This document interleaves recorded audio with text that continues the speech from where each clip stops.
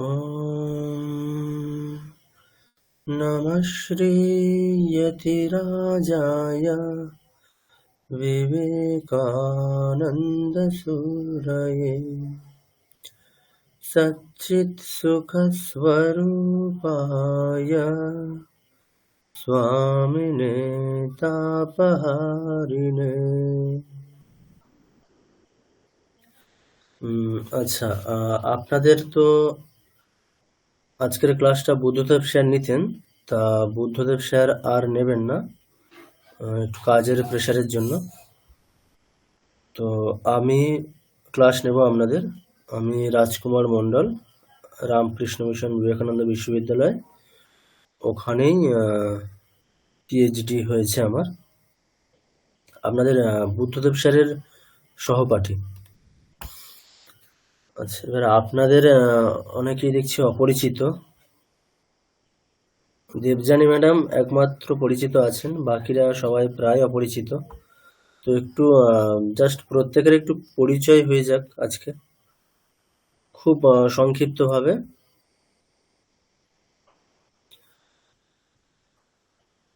মানে এখন কি করছেন, আর ব্যাস এতটুকুই, ঠিক আছে? নাম এবং কি করছেন। আচ্ছা, আমি একা করে ডাকছি। প্রথমে হচ্ছে আলিশা বিশ্বাস। হ্যাঁ স্যার, আমার নাম আলিশা বিশ্বাস, আমি শিলিগুড়িতে থাকি। আচ্ছা, এখন কি করা হচ্ছে? স্যার স্কুলে।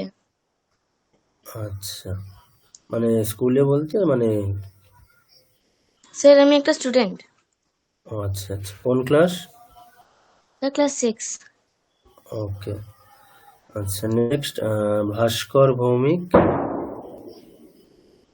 স্যার আমি ভাস্কর ভৌমিক, আগরতলা ত্রিপুরা থেকে, আর এমনিতে শিক্ষকতার সঙ্গে যুক্ত।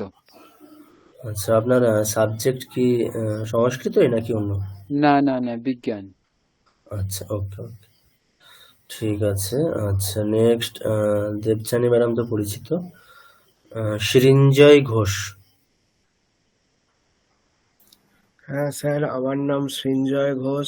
আমি কলকাতাতেই থাকি আর হার্ডওয়্যার নেটওয়ার্কিং ইঞ্জিনিয়ারিং এ পড়াশোনা করছি এখন কলেজে। আচ্ছা আচ্ছা, ওকে। নেক্সট সোমা ঘোষ। তো আমি বেহালায় আছি, আর আমি কাজ করি। ওকে। আচ্ছা ম্যাডাম, আপনি কি চ্যান্টিং এর ক্লাস করেছিলেন? না স্যার। ওকে, ঠিক আছে। नेक्स्ट सौहार्द साधुका। हाँ सर, हम उत्तरपाड़ा में रहते हैं और हिंदी আচ্ছা, আপনার बीए ऑनर्स সাউন্ডটা कर। খুব আস্তে আসছে, আর একবার বলুন। हाँ सर, हम उत्तरपाड़ा में रहते हैं और हिंदी बीए ऑनर्स कर रहे हैं। ওকে ওকে। আচ্ছা, নেক্সট সূর্য সাধুকা। হ্যাঁ স্যার, আমি মানে মানে আমার নাম সৌজি সাধুকা, আর আমি প্রেসিডেন্সি বিশ্ববিদ্যালয় থেকে এমএ করেছি। সংস্কৃত বিশ্ববিদ্যালয়। প্রেসিডেন্সি বিশ্ববিদ্যালয়, ওকে ওকে, কোন সাবজেক্ট? হিন্দি। ওকে। আচ্ছা, নেক্সট উজানি ব্যানার্জি। হ্যাঁ স্যার, আমি উজানি ব্যানার্জি, আমি কলকাতায় থাকি।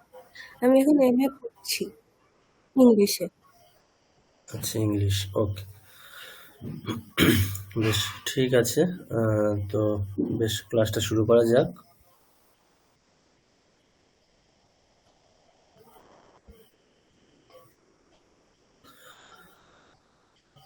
আচ্ছা, বুদ্ধদেব স্যার আপনাদেরকে বিভক্তি পড়াচ্ছিলেন, তাই তো?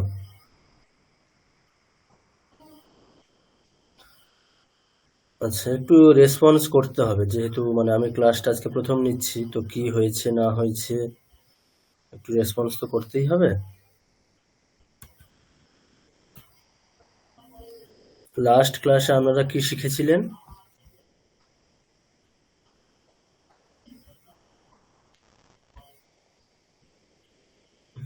শোনা যাচ্ছে কি?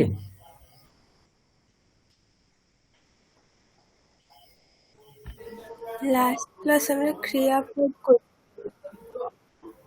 বুদ্ধদেব যে লাস্ট ক্লাস নিয়েছিলেন সেখানে কি হয়েছিল? মানে লাস্ট বলতে কি গত বুধবার নাকি বুদ্ধদেব স্যার যে লাস্ট নিয়েছে? বুদ্ধদেব স্যারের লাস্ট ক্লাস। হ্যাঁ, ওই দিনকে তো ক্রিয়াপদ করছিলাম।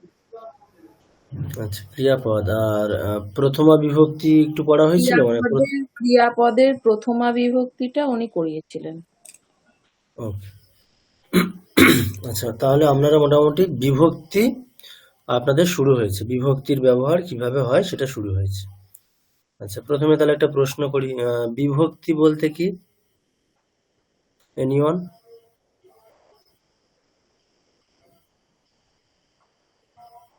প্রথমা বিভক্তি, বিভক্তি আপনাদের শুরু হয়েছে, তো তাহলে বিভক্তি বলতে কি বুঝবো আমরা?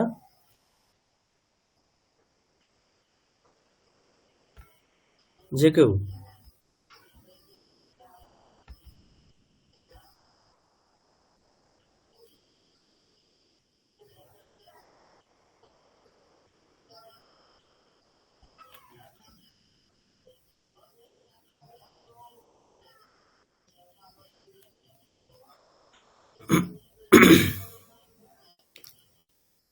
স্যার, বিভক্তি হলো এক ধরনের বিভাগ বা বিধান বা নিয়ম, যেটাকে আমরা বলছি, সেটা মূল শব্দের সঙ্গে যুক্ত হয়ে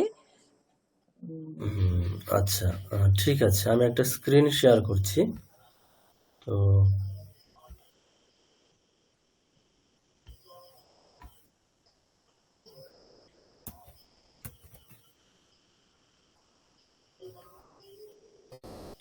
দেখুন, আচ্ছা, আমরা স্ক্রিন দেখা যাচ্ছে? হ্যাঁ স্যার।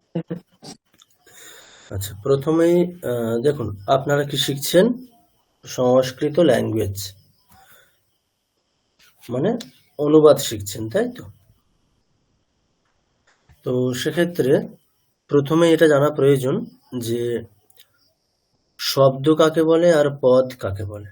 মানে আমরা যে বাক্যে, সেন্টেন্সে আমরা শুধুমাত্র পদের ব্যবহারই করতে পারি।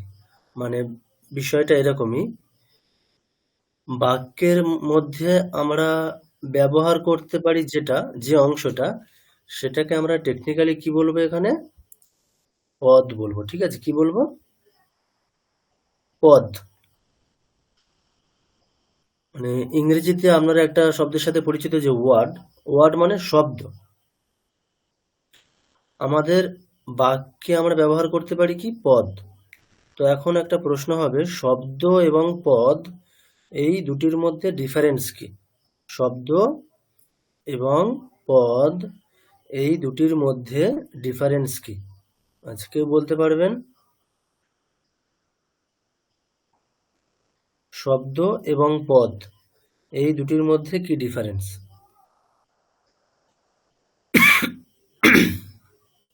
এনিওয়ান? আচ্ছা, দেখুন, আপনাদের সম্ভবত শব্দরূপ শেখানো হয়েছে, তাই না? হ্যাঁ স্যার। আচ্ছা, আমরা যখন শব্দরূপ জিজ্ঞাসা করছি, আমরা কিভাবে জিজ্ঞাসা করছি? যে রাম শব্দের রূপ বলুন, তাই তো? রাম শব্দের রূপ বলুন, তাই তো? এরকম বলছি আমরা। তাহলে তার মানে কি? যে রাম শব্দ আলাদা আর রাম শব্দের রূপ আলাদা। তো এটাকে যদি আমরা আরো খুব সরলভাবে বোঝার চেষ্টা করি, তাহলে শব্দ আলাদা, শব্দরূপ আলাদা, তাই তো? কি বলছি আমরা? রাম শব্দের রূপ, অর্থাৎ রাম শব্দের শব্দরূপ বলুন, এরকম ভাবে আমরা জিজ্ঞাসা করছি। কোশ্চেন যেটা করছি সেটা কিরকম? যে রাম শব্দের শব্দরূপ বলুন। তখন আমরা কি বলতে শুরু করি? রামঃ রামৌ রামাঃ, রামম রামৌ রামান। তো তাহলে এটা একটা প্রত্যেকের স্পষ্ট হওয়া আবশ্যক যে শব্দ এবং শব্দরূপ আলাদা, তাই তো?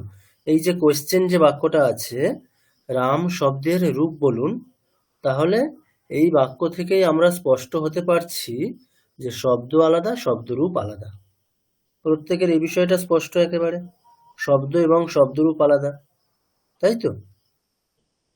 হ্যাঁ স্যার।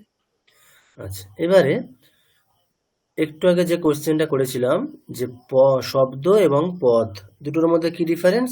কিছুই না। শব্দ এবং শব্দরূপ যা, শব্দ এবং পদ হচ্ছে তাই। অর্থাৎ আমরা যেটাকে টেকনিক্যালি আমাদের সংস্কৃত, বিশেষ করে গ্রামাটিক্যালি যেটাকে আমরা বলছি পদ, সেটাকে আমরা শব্দরূপ বলছি। আমাদের সাধারণ ভাষাতে শব্দরূপ বলছি। তাহলে শব্দরূপ ইজ ইকুয়াল টু পদ। ঠিক আছে?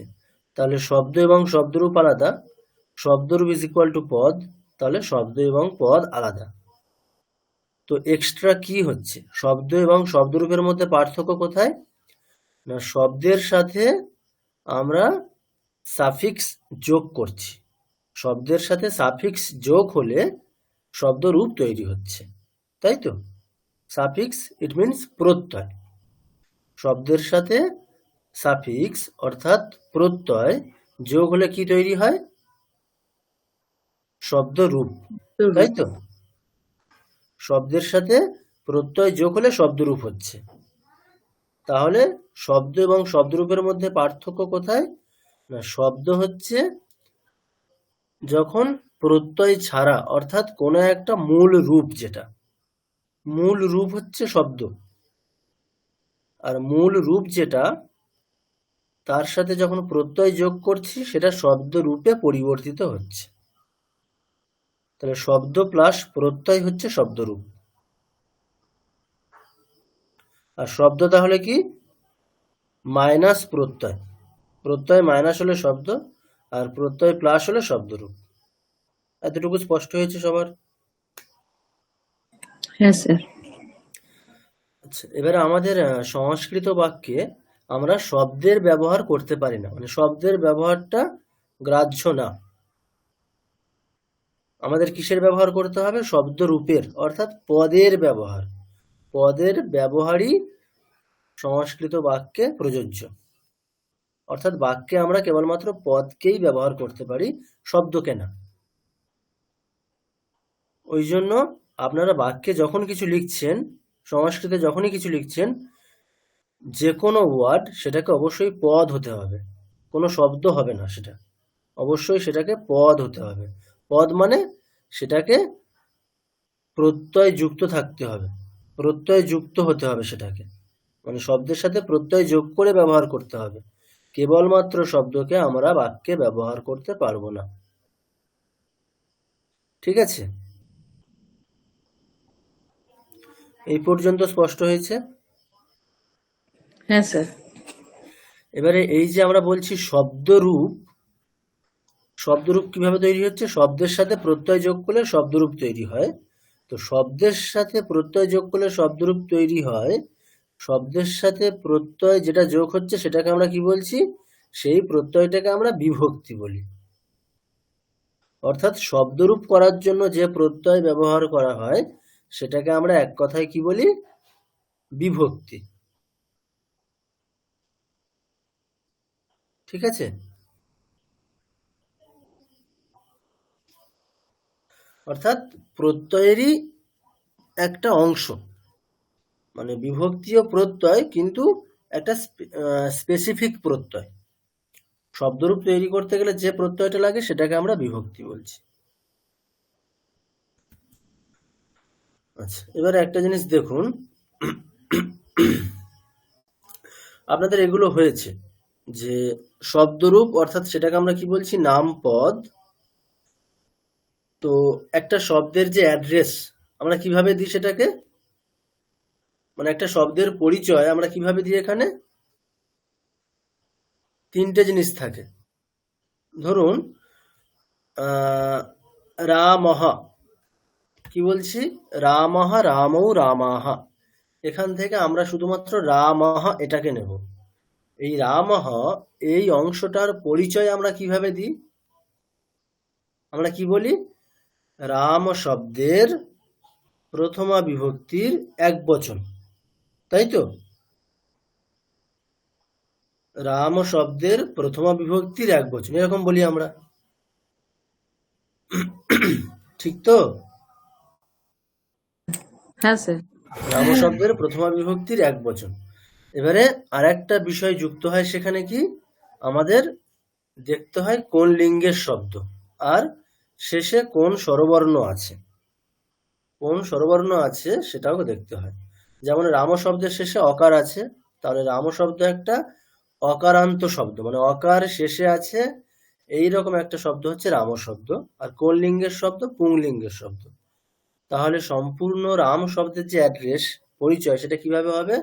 রাম শব্দ হচ্ছে একটা অকারান্ত পুংলিঙ্গ শব্দ, তাই তো? সেরকমই হরি শব্দ, হরি শব্দ ইকারান্ত ইকারান্ত ইকারান্ত পুংলিঙ্গ পুংলিঙ্গ। শব্দ। আর সেরকমই ফল শব্দ, ফল শব্দ অকারান্ত ক্লিবলিঙ্গ শব্দ। ক্লীবলিঙ্গ। ঠিক আছে, তাই জন্য কি হবে, মানে অকারান্ত শব্দ হলে না, আমাদের পুরোপুরি দেখতে হবে একটা শব্দের স্পেসিফিক অ্যাড্রেস কি আছে। কি আছে এখানে? অকারান্ত পুংলিঙ্গ রাম শব্দ, তার রূপ যেমন হবে সেরকমই অন্যান্য যত অকারান্ত পুংলিঙ্গ শব্দ আছে তাদের রূপ হুবহু রাম শব্দের মতোই হবে। এই জন্য আমাদের একটা করে স্যাম্পেল শব্দরূপ মুখস্থ করতে হবে। অর্থাৎ অকারান্ত পুংলিঙ্গ শব্দ একটা, অকারান্ত পুংলিঙ্গ যে কোনো একটা শব্দের রূপ মুখস্থ করলে আমরা অন্যান্য অকারান্ত পুংলিঙ্গ শব্দকে হুবহু সেই একই রকম ভাবেই চালাবো। একই রকম ভাবে অকারান্ত ক্লিবলিঙ্গের একটা শব্দ মুখস্থ রাখলে আমরা হুবহু অন্যান্য অকারান্ত যত ক্লিবলিঙ্গ শব্দ আছে সেই শব্দগুলোকে তার মতো করে চালাবো। এটাকে আমরা কি বলছি? স্যাম্পেল ওয়ার্ড, মানে একটা করে উদাহরণ শব্দ। অকারান্ত পুংলিঙ্গ একটা শব্দ মুখস্থ করতে হবে বা মনে রাখতে হবে, সেটাকে অনুসরণ করে আমরা অন্যান্য অকারান্ত পুংলিঙ্গ শব্দকে চালাবো। তাহলে এরকম প্রত্যেকটা ক্ষেত্রেই তাই, ইকারান্ত পুংলিঙ্গ শব্দ হবে, ইকারান্ত স্ত্রীলিঙ্গ শব্দ হবে, ইকারান্ত ক্লিবলিঙ্গ শব্দও হবে, প্রত্যেকের রূপ আলাদা। তাহলে এইরকম ভাবে আমাদের কিন্তু শব্দরূপগুলো মনে রাখতে হবে। শব্দরূপ যতক্ষণ না আমরা মনে রাখতে পারবো ততক্ষণ পর্যন্ত আমরা বাক্য রচনা করতেই পারবো না। কেন? স্যার একটা শব্দরূপে ছক দিয়ে দেবেন তো স্যার। ছক দিয়ে দেবো। দেখুন কেন না, আমাদের বাক্যে আমরা কি ব্যবহার করতে পারবো? শব্দ না, বাক্যে আমরা শব্দরূপকেই ব্যবহার করতে পারবো। আর শব্দরূপকেই যেহেতু বাক্যে ব্যবহার করতে পারবো, তাই বাক্য রচনা করতে গেলে আমাদের শব্দরূপই লাগবে। ঠিক আছে, ওই জন্য শব্দরূপ জানতে হবে। এবার শব্দরূপের হচ্ছে কি পরিচয় কিভাবে দেব আমরা? এক একটা শব্দ এই রকম লিঙ্গ এবং শেষে কোন বর্ণ আছে সেই অনুযায়ী শব্দের পরিচয় হবে। অকারান্ত পুংলিঙ্গ শব্দ রাম শব্দ, সেটা জানলে আমরা যে কোনো অকারান্ত পুংলিঙ্গ শব্দকে রাম শব্দের মতো অনুসরণ করে নিয়ে চালাতে পারবো। এরকম ইকারান্ত উকারান্ত সবকিছুই, এবং পুংলিঙ্গ ক্লিবলিঙ্গ স্ত্রীলিঙ্গ সবগুলোই খেয়াল রাখতে হবে। ঠিক আছে। আচ্ছা, এরপরে আচ্ছা ক্রিয়াপদ ধাতুরূপ তো আমাদের চন্দন স্যার পড়াচ্ছেন, ওটা আমি দেখছি না, বলার প্রয়োজন নেই। আচ্ছা একটু এক মিনিট।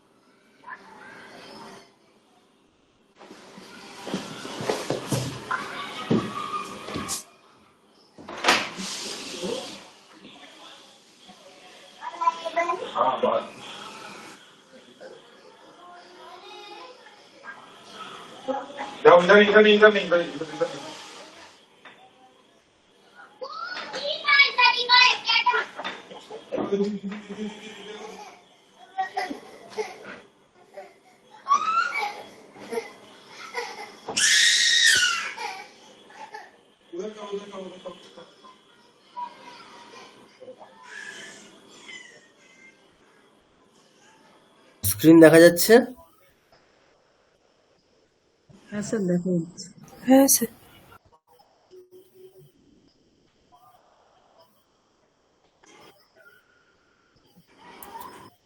আচ্ছা, তো বেশ। নেক্সট এরপরে হচ্ছে বিভক্তি আমরা দেখব।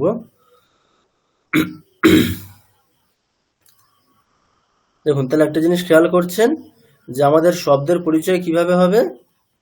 হোয়াট ইজ দি অন্তঃ লিঙ্গম শব্দঃ বচনম। তাহলে শেষে কোন কোন বর্ণ আছে, সেটা স্বরবর্ণ হতে পারে, ব্যঞ্জন বর্ণ হতে পারে, এবং কোন লিঙ্গের শব্দ। এইভাবে আমরা শব্দের পরিচয়গুলো দেখব। আচ্ছা, কেউ একজন সম্ভবত স্পিকার অন রেখেছেন, প্লিজ অফ রাখবেন।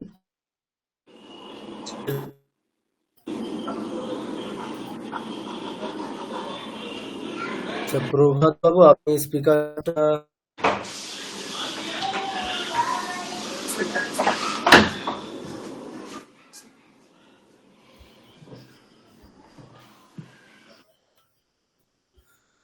আচ্ছা দেখুন, তাহলে বিভক্তি।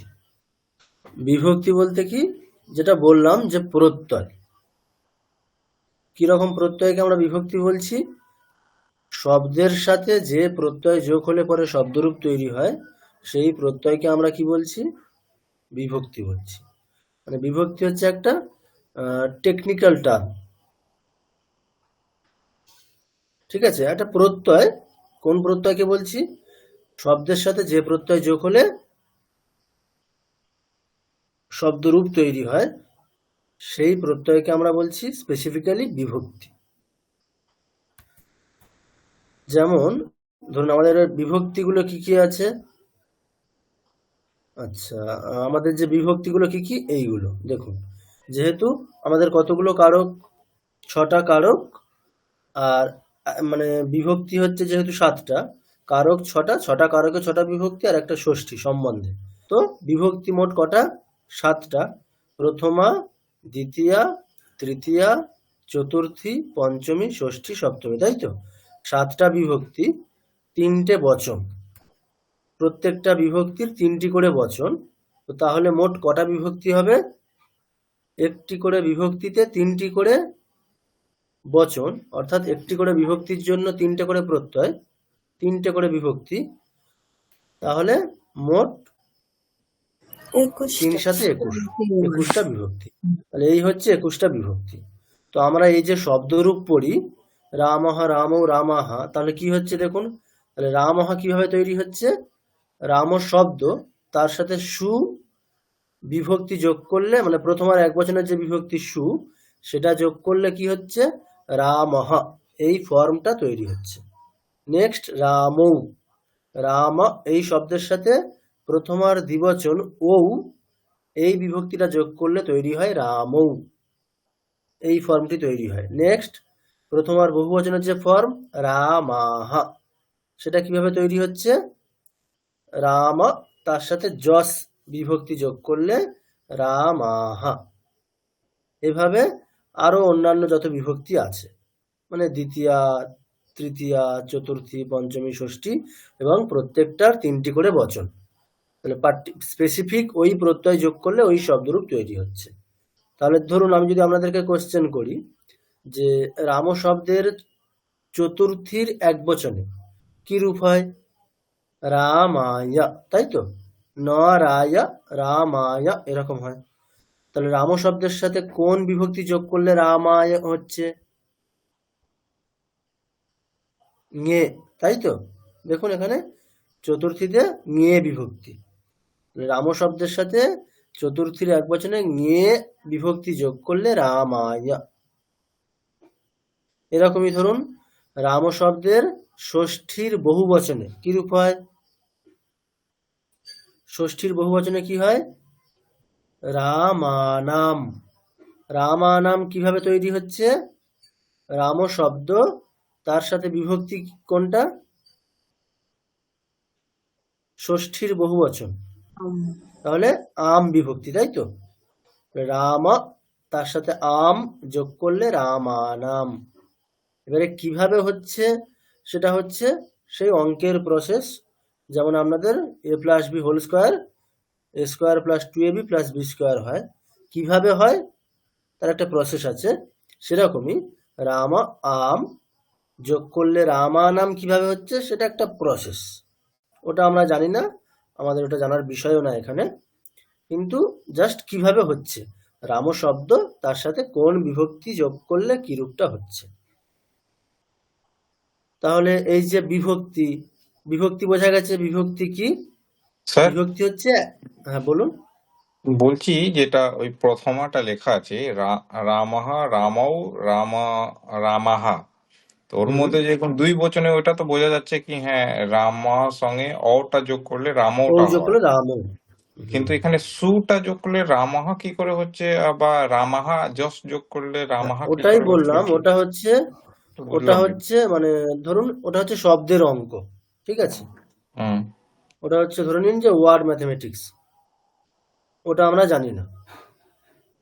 ধরুন আপনারা এতটুকুই জানেন, যেটা বললাম যে a plus B whole square a square plus 2ab plus B square, এটাই হচ্ছে, মানে এটার থেকে এটাই হয়, আমরা এতটুকুই জানছি এখন। এবার কিভাবে হচ্ছে সেটা আমাদের জানার বিষয় না এখানে। ওটা ধরুন একটা ওই ম্যাথমেটিক্যাল প্রসেস, ওখানে যেরকম হয় সেরকম এখানেও তাই, মানে কিছু একটা উঠে যাচ্ছে, কিছু একটা যোগ হচ্ছে, এভাবে হচ্ছে। আমরা যেটা জানছি সেটা কি, একেবারে হচ্ছে মানে প্রিলিমিনারি স্টেজ, আর একেবারে আউটকাম যেটা হচ্ছে। মানে প্রিলিমিনারি স্টেজ কি আছে, রামশ্রু, আউটকাম রামহ, মাঝখানের যে প্রসেস সেটা আমরা জানছি না এখানে। তো তাহলে যাই হোক, বিভক্তি বিষয়টা প্রত্যেকে স্পষ্ট হয়েছে। বিভক্তি বলতে কি বুঝবো আমরা? আচ্ছা স্যার, এটা তো প্রত্যেকের ক্ষেত্রে প্রত্যেকটা শব্দের ক্ষেত্রে আলাদা হবে, মানে শব্দ যে অকারান্ত না, একরকম, শব্দ রূপ আলাদা, বিভক্তি কিন্তু একই। এখন হরি আচ্ছা শব্দের সঙ্গে হরিহি একই, হরি সু তাহলে স্যার শব্দ, যখন লতা হবে তাহলে হ্যাঁ একই, লতাতেও সেম, সুই। লতা সু, আচ্ছা, বুঝেছি। ঠিক আছে? মানে জাস্ট প্রিলিমিনারি ফর্ম হচ্ছে যে এই যে 21টা যে বিভক্তি আছে এটা কনস্ট্যান্ট, বিভক্তি চেঞ্জ হচ্ছে না। তাহলে চেঞ্জ কি হবে, শব্দের সাথে বিভক্তি চেঞ্জ হচ্ছে না, শব্দ চেঞ্জ হচ্ছে। কখনো লতা শব্দ আসছে, কখনো রাম শব্দ আসছে, কখনো বাড়ি শব্দ আসছে, শব্দ চেঞ্জ হচ্ছে। তাহলে কিভাবে এই রূপের যে পার্থক্য, এখন প্রশ্ন হতে পারে যে যেহেতু মানে প্রত্যয়টা একই থাকছে, মানে সু প্রত্যয় কনস্ট্যান্ট, প্রথম আর এক বচনে সবসময় বিভক্তিটা কনস্ট্যান্ট সু, তাহলে সব জায়গায় বিসর্গ কেন হচ্ছে না? লতা ওখানে বিসর্গ কেন হচ্ছে না, রামহ এখানে কেন হচ্ছে, আর ফলম ওখানে কেন হচ্ছে না, ওখানে ম কেন হচ্ছে, তাই না? এরকম প্রশ্ন আসাটা স্বাভাবিক। তো সেই বিষয়টা হচ্ছে বিভক্তি যদিও কনস্ট্যান্ট, প্রসেসটা আলাদা। মানে ব্যাপারটা এরকম যে কখন সু বিসর্গ হচ্ছে, কখনো ম হয়ে যাচ্ছে, কখনো সু থাকছে না, মানে লতা লতাই থাকছে, সু থাকছে না ওখানে। তাহলে এই যে বিষয়টা, সেটা হচ্ছে ওটা হচ্ছে ব্যাকরণের প্রসেস ওটা।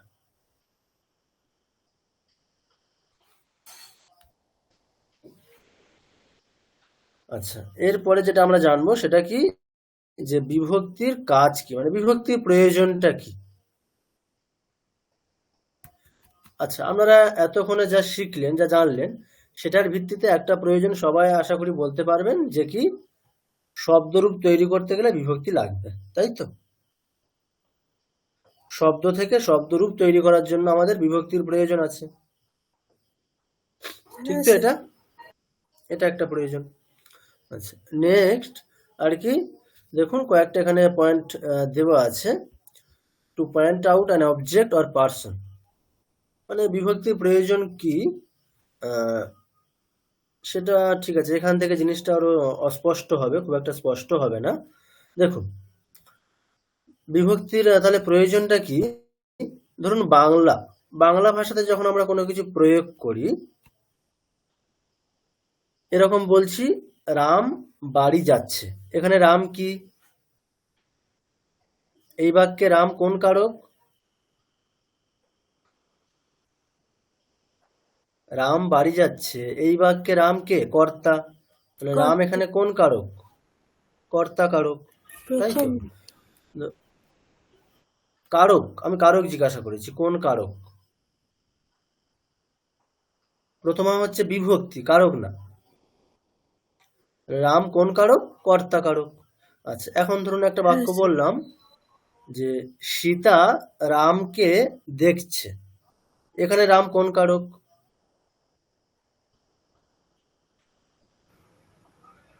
করণ। না, কাকে দেখছে? রামকে। তাহলে কি বা কাকে দিয়ে প্রশ্ন করলে আমরা যা উত্তর পাই সেটা কোন মানে কি কারক হয়? কর্মকারক, তাই তো? তাহলে রাম এখানে কোন কারক? কর্মকারক। আচ্ছা, এবারে ধরুন বলা হলো যে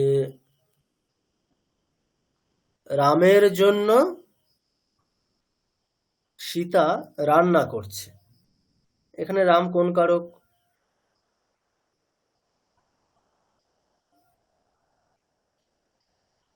জন্য বোঝালে বাংলাতে কোন কারক হয়?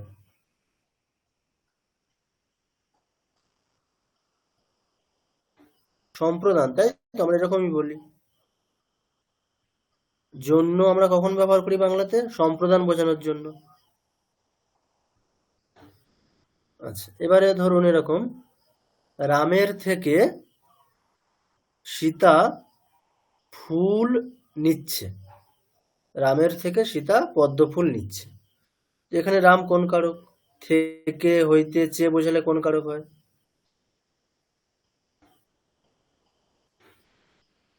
বলুন, এগুলো তো সবাই জানেন এগুলো। থেকে হইতে চেয়ে হলে কোন কারক? অপাদান কারক, তাই তো? থেকে হইতে চেয়ে বোঝালে অপাদান কারক হয়। সেরকমই ধরুন আর একটা বাক্য, টেবিলে বই আছে, এখানে টেবিলটা কোন কারক? অধিকরণ কারক, তাই তো? আমাদের 6টা কারক, টেবিলটা এখানে কোন কারক? অধিকরণ কারক। তো প্রত্যেকে খেয়াল করে দেখুন, পার্টিকুলার কারককে বোঝানোর জন্য বাংলা ভাষাতে কিন্তু আমাদের সেই একই শব্দের সাথে অন্যান্য কিছু শব্দ আমরা যুক্ত করছি, মানে সাফিক্স যোগ করছি। সাফিক্স হতে পারে বা এক্সট্রা একটা শব্দ হতে পারে, মানে প্রিপোজিশনও হতে পারে, সে যাই হোক। ধরুন আমরা কর্ম বোঝানোর জন্য কি করছি? রামকে, রাম বাড়ি যাচ্ছে, এখানে রাম কর্তা, তাই তো? রাম বাড়ি যাচ্ছে, এখানে রাম কর্তা। আর যখন বলছি রাম কে, তখন রাম কি? কর্মকারক। তাহলে এই যে রাম কে মানে রাম এখানে কর্মকারক, সেটা আমরা বোঝাচ্ছি কোন অংশটা দিয়ে? কে এই অংশটা যোগ করছি বলেই আমরা বুঝতে পারছি যে রাম এখানে কর্মকারক, তাই তো? যদি বলতাম রাম, তাহলে আমরা কি বলতাম? রাম বাড়ি যাচ্ছে, এখানে আমরা কি বলছি? রাম কর্মকারক বলছি কি আমরা?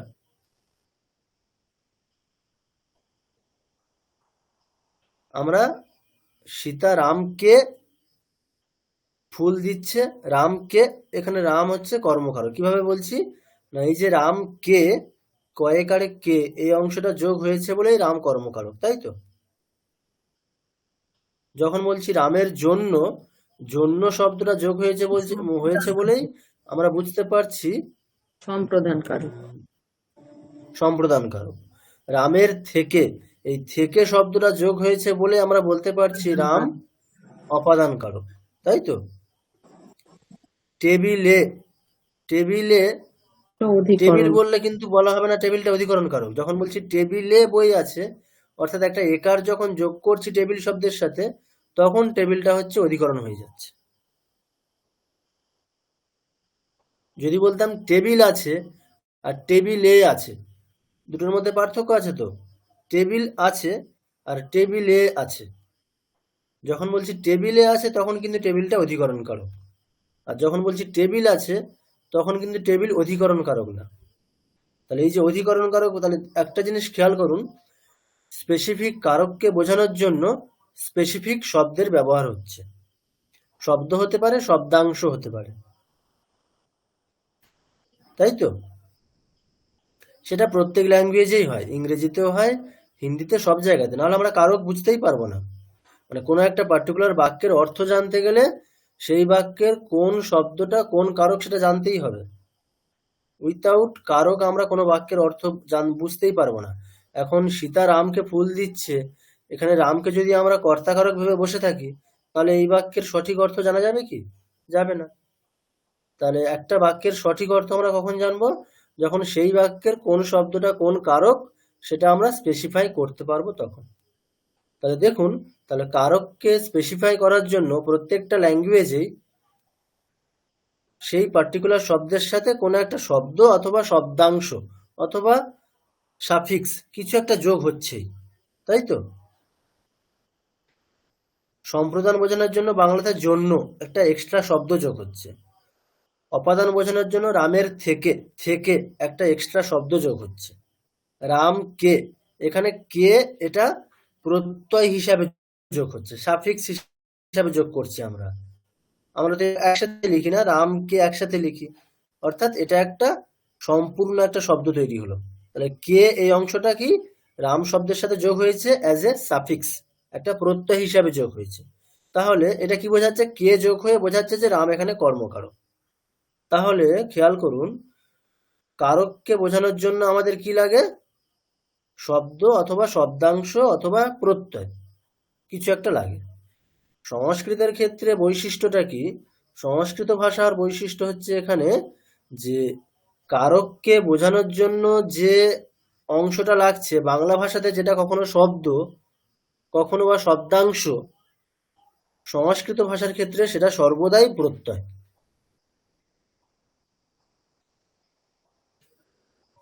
তাহলে খেয়াল করে দেখুন, আমরা যদি আরো সহজ করে বলা হয়, বাংলাতে যেটা আমরা কে বলছি সেটা সংস্কৃতে কি অম, দ্বিতীয়া বিভক্তির যে প্রত্যয় যেটা আছে, বিভক্তি যেটা আছে অম। তাহলে বাংলার যে কে, কে ইজ ইকুয়াল টু অম, অম আউট সস। একই রকম ভাবে করণকে বোঝানোর জন্য আমরা বাংলাতে কি শব্দ ইউজ করি? দ্বারা, অর্থাৎ আমরা ওখানে শব্দ ইউজ করছি, প্রত্যয় না।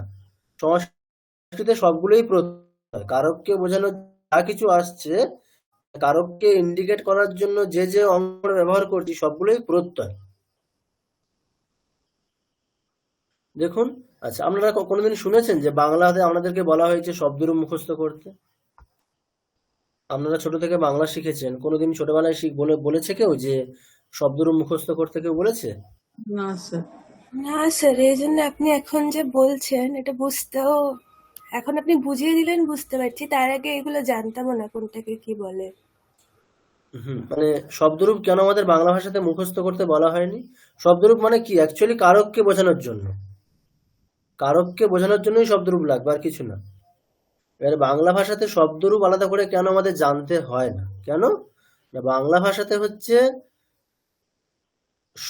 মানে কারককে বোঝানোর জন্য শব্দের সাথে আমরা যে অংশটা যোগ করছি সেটা মানে শব্দের সাথে পুরোপুরি মিশে যায়নি, মানে সেটা শব্দের থেকে আলাদা। মানে এখন জন্য এই শব্দটা সম্প্রদানকে ইন্ডিকেট করছে, দ্বারা দিয়া এই শব্দগুলো হচ্ছে করণ কারককে ইন্ডিকেট করছে। মানে যে শব্দের সাথে দ্বারা দিয়া যাচ্ছে সেই শব্দটা করণ কারক। তাহলে দ্বারা দিয়া এই শব্দটা হচ্ছে আছে বলে বুঝতে পারছি ওটা করণ কারক। তাহলে এখানে কি হচ্ছে? শব্দরূপ তৈরি হচ্ছে না। কেন হচ্ছে না? না, যে অংশটা কারককে বোঝানোর জন্য আসছে সেটা তো আর শব্দের সাথে মিশে যায়নি, শব্দের সাথে সেটা সেপারেট হয়ে আছে, ওটা শব্দের থেকে সেপারেট হয়ে আছে। অর্থাৎ রামের জন্য এটাকে বলার জন্য আমাকে সংস্কৃতে কি বলতে হবে? রামায়, একটা স্পেসিফিক শব্দরূপ মুখস্থ করতে হচ্ছে। কেন না, ওই সম্প্রদানকে বোঝানোর জন্য বাংলাতে যে জন্য শব্দটা সেটা রাম শব্দের থেকে সেপারেট হয়ে আছে, ওই জন্য ওখানে শব্দরূপ মুখস্থ করার কিছু নেই। সংস্কৃতে কি হয়েছে? সম্প্রদান কারককে বোঝানোর জন্য যে বিভক্তি মানে যে অংশটা আসছে সেটা একটা প্রত্যয়, আর প্রত্যয় তো শব্দের সাথে যোগ হয়ে মানে যোগ হয়েই থাকবে, প্রত্যয় তো আর শব্দের সাথে আলাদা হয়ে থাকতে পারে না।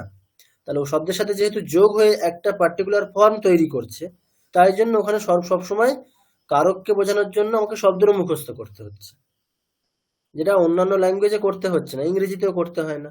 ইংরেজিতে আমরা প্রিপোজিশন ইউজ করছি, মানে ফর রামা, ফর একটা প্রিপোজিশন ইউজ করছি ওখানেও শব্দরূপের কোনো ব্যাপার নেই। যেহেতু এখানে কারককে বোঝানোর জন্য সংস্কৃতে যে অংশটা আসছে সেটা অ্যাজ এ সাফিক্স আসছে, অ্যাজ এ প্রত্যয় আসছে, সেটা তো সেটা শব্দের সাথেই মিশে আছে, শব্দের মধ্যেই ইনক্লুড হয়ে যাচ্ছে আর কি। ওই জন্য একটা আলাদা ফর্ম তৈরি হচ্ছে এবং সেটাকে আমাদের জানতে হচ্ছে, মনে রাখতে হচ্ছে, শব্দরূপ তৈরি হচ্ছে। ঠিক আছে, তাহলে যেটা আমরা রামের জন্য বলছি সেটা এখানে আমরা কি বলছি, রামায়া, একটাই ওয়ার্ড ইউজ করতে হচ্ছে, যেটা আমরা বাংলাতে দুটো ওয়ার্ড ইউজ করছি। স্যার তার মানে এটা চতুর্থী হচ্ছে বিভক্তি? হ্যাঁ, চতুর্থী বিভক্তি। যদি আমরা বলতাম যে রামের থেকে, সংস্কৃতে আমাদের কি বললে হয়ে যাবে, একটা ওয়ার্ড, রামাত।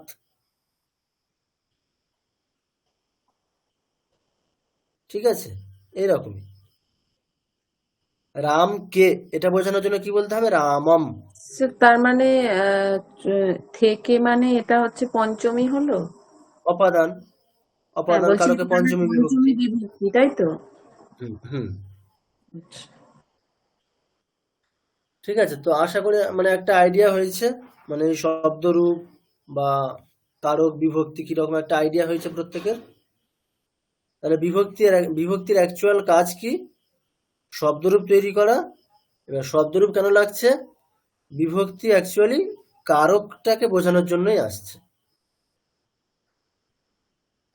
ওই জন্য আমরা কি বলছি, কর্মকারকে দ্বিতীয়া বিভক্তি, অর্থাৎ কর্মকারককে বোঝানোর জন্য দ্বিতীয়া বিভক্তি লাগছে আমাদের।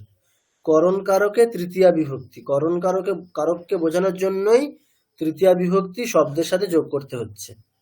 সম্প্রদান কারকে চতুর্থী বিভক্তি, অর্থাৎ কোনো একটা পার্টিকুলার শব্দ, সেটাও একটা পার্টিকুলার বাক্যে সেটা সম্প্রদান কারক, এটা বোঝানোর জন্য আমাকে কি করতে হবে, সেই শব্দের সাথে চতুর্থী বিভক্তির যোগ করতে হবে।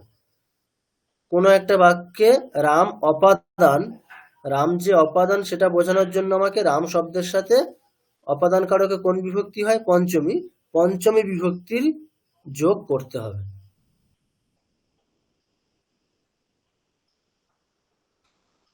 তাহলে প্রত্যেকের স্পষ্ট হয়েছে জিনিসটা।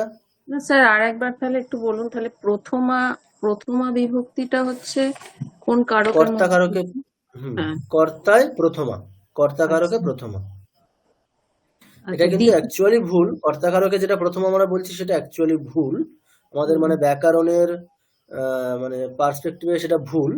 কিন্তু যেহেতু আপনারা এখন প্রাথমিক স্টেজে আছেন, এটাই জানুন আপাতত যে কর্তা কারকে প্রথমা, কর্মকারকে দ্বিতীয়া, করণ কারকে তৃতীয়া, সম্প্রদান কারকে চতুর্থী, অপাদান কারকে পঞ্চমী, সম্বন্ধে ষষ্ঠী,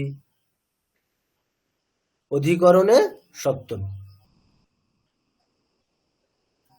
এবার এই যে মাঝখানে ষষ্ঠী বিভক্তি আসছে, ষষ্ঠী বলতে কি বলছি, সম্বন্ধে। দেখুন, আমরা যদি এরকম বলি যে দশরথের পুত্র, দশরথের পুত্র, এখানে আমরা কি অ্যাকচুয়াল বোঝাতে চাইছি কি, যে এই যে পুত্রটা, ধরুন এই রাম, এখন আমি রাম সামনে রয়েছে, তাকে দেখিয়ে কেউ বলছে দশরথের পুত্র, তাহলে এটার মাধ্যমে কি বোঝা যাচ্ছে, যে দশরথ হচ্ছে রামের পিতা, অর্থাৎ দশরথ এবং এই যে রাম, তাদের মধ্যে একটা সম্পর্ক রয়েছে, এটাই বোঝানো হচ্ছে, তাই তো? সম্পর্ক বা সম্বন্ধ যাই বলি আমরা। তাহলে যখন আমরা সম্বন্ধ বা সম্পর্ক বোঝাবো কোনো কিছুর সাথে, খেয়াল করে দেখুন আমরা কি বলছি, সম্পর্ক বোঝানোর জন্য আমরা বাংলা ভাষাতে কি ব্যবহার করছি, দশরথের পুত্র। তাহলে এই যে দশরথের সাথে পুত্রের সম্বন্ধ আছে বোঝানোর জন্য আমরা কি দশরথ এই শব্দ ইউজ করছি, তার সাথে কিছু একটা যোগ করেছি, কি র বা এর, বাংলাতে আমরা সেটাকে কি বলি, র বা এর যোগ হলে সম্বন্ধ বোঝায়। তাহলে সম্বন্ধ বা সম্পর্ক বোঝানোর জন্য আমরা র বা এর এই অংশটা যোগ করি শব্দের সাথে, তাই তো? সেরকমই সংস্কৃতেও তাই, বাংলাতে যেটা আমরা র বা এর যোগ করছি শব্দের সাথে সম্বন্ধ বোঝানোর জন্য, সেখানে সংস্কৃতে ওই র বা এর এটার জায়গায় ষষ্ঠী বিভক্তির ব্যবহার করা হচ্ছে। অর্থাৎ দশরথস্য পুত্রः। আমরা মানে সংস্কৃতে কি বলবো সেটা? ষষ্ঠী বিভক্তিতে কি রূপ হয় দশরথ শব্দের? রামস্য, দশরথস্য, দশরথস্য পুত্রः, তার মানে দশরথের পুত্র। অর্থাৎ এই যে র বা এর এই অংশটা যেটা বাংলায় যোগ হচ্ছে কি জন্য? সম্বন্ধ বোঝানোর জন্য, সম্পর্কটা বোঝানোর জন্য। সেরকমই সংস্কৃতে র বা এর এটার জায়গায় ষষ্ঠী বিভক্তির ব্যবহার করা হচ্ছে। এবারে বাংলা ভাষাতে দেখবেন একটা জিনিস, যে বচনের খুব একটা পার্থক্য নেই, মানে বচন আলাদা হলেও ওই যে কি শব্দ যোগ হচ্ছে সেটার খুব একটা পার্থক্য হয় না।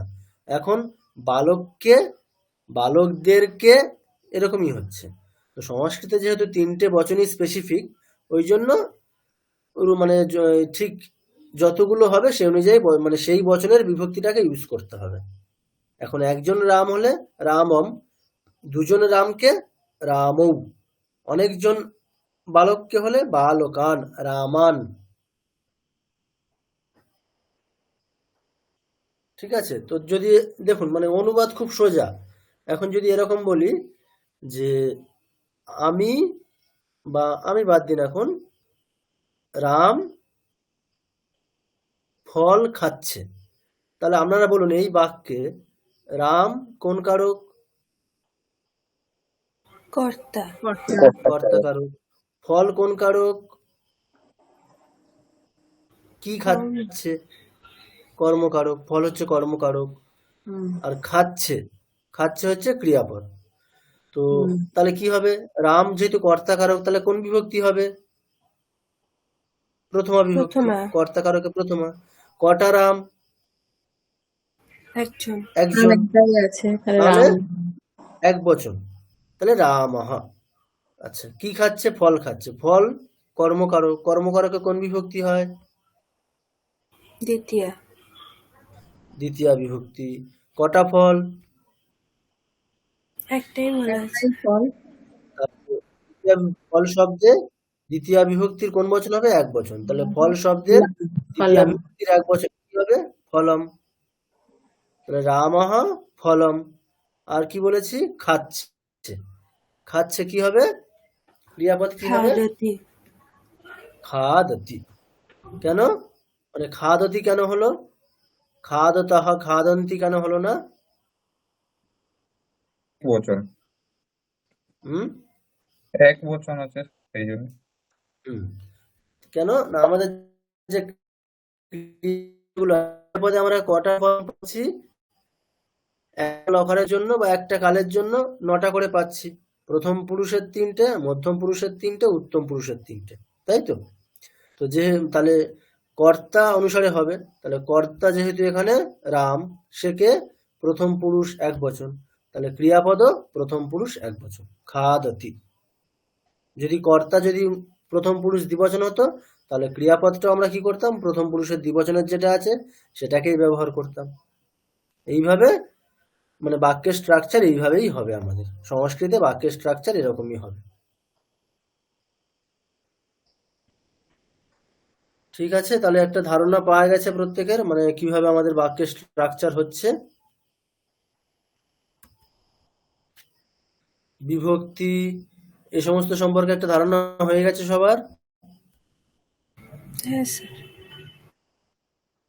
আচ্ছা, এরপরে তাহলে আমরা, আচ্ছা প্রথমা বিভক্তি তো আপনাদের বুদ্ধদেব স্যার করিয়েছেন, তাই তো? আমি তাহলে দ্বিতীয় বিভক্তি থেকে শুরু করি। স্যার আপনি একবার প্রথমাটা শুরু করুন না, একটু টাচ করে জানতাম স্যার। আচ্ছা দাঁড়াবেন। স্যার ওইটার উচ্চারণটা একটুখানি বলবেন? ওই যে যেটা বললেন কোনটা? ওই বিভক্তির ওই একবাচনামের এই ধরুন চতুর্থী, পঞ্চমী আর ষষ্ঠীর ওই ওই স্পেলিংটার একটু উচ্চারণটা বলবেন?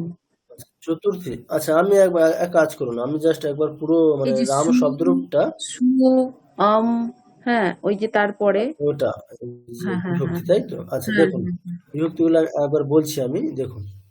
সু, ঔ, যস, অম, ঔট, শস, টা, ভ্যাম ভিস ঙে ভ্যাম ভ্যাস ঙসি ভ্যাম ভ্যাস ঙস ওস আম ঙি ওস সুপ। Thank you sir. আচ্ছা, তাহলে আপনাদের কি কাজ করতে হবে দেখুন, মানে জাস্ট যদি আপনারা সংস্কৃত ল্যাঙ্গুয়েজ বলুন আর বাক্য রচনা যদি শিখতে চান তাহলে কি করতে হবে, শব্দরূপ জানলেই হবে, আর কিচ্ছু না। আপনারা যদি কোনো একটা পার্টিকুলার শব্দের মানে যে শব্দ সেই বাক্যে এসছে ওই শব্দের যদি রূপ জানেন তাহলে আপনারা অনায়াসেই সেই বাক্যের অনুবাদ করতে পারবেন।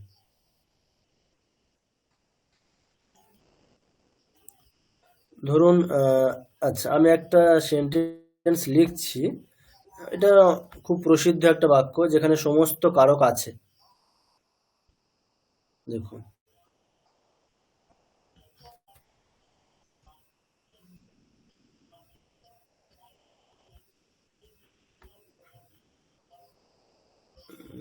স্ক্রিন দেখা যাচ্ছে? হ্যাঁ স্যার।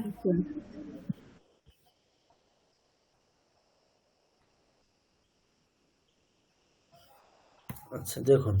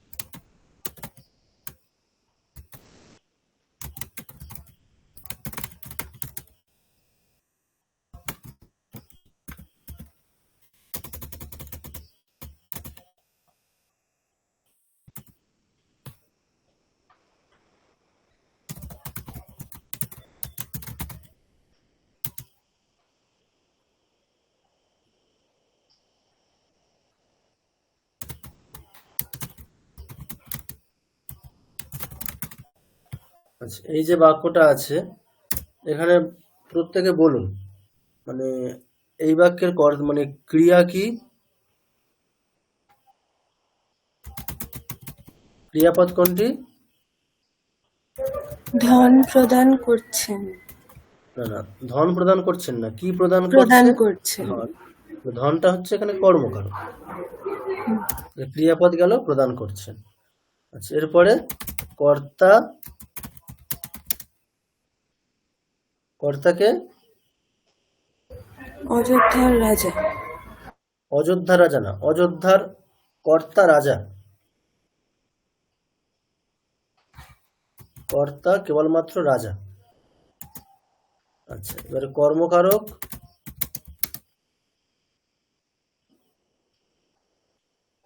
কি, কি দিয়ে প্রশ্ন করলে কি উত্তর পাচ্ছি? ক্রিয়াপদকে কি দিয়ে প্রশ্ন করুন, মানে কে দিয়ে প্রশ্ন করলে ধন। সেটা হচ্ছে কর্তা। কে প্রদান করছেন?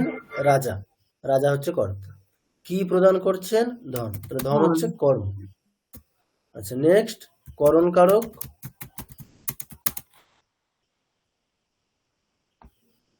করণকারক কোনটি? দেখুন দ্বারা, দিয়া,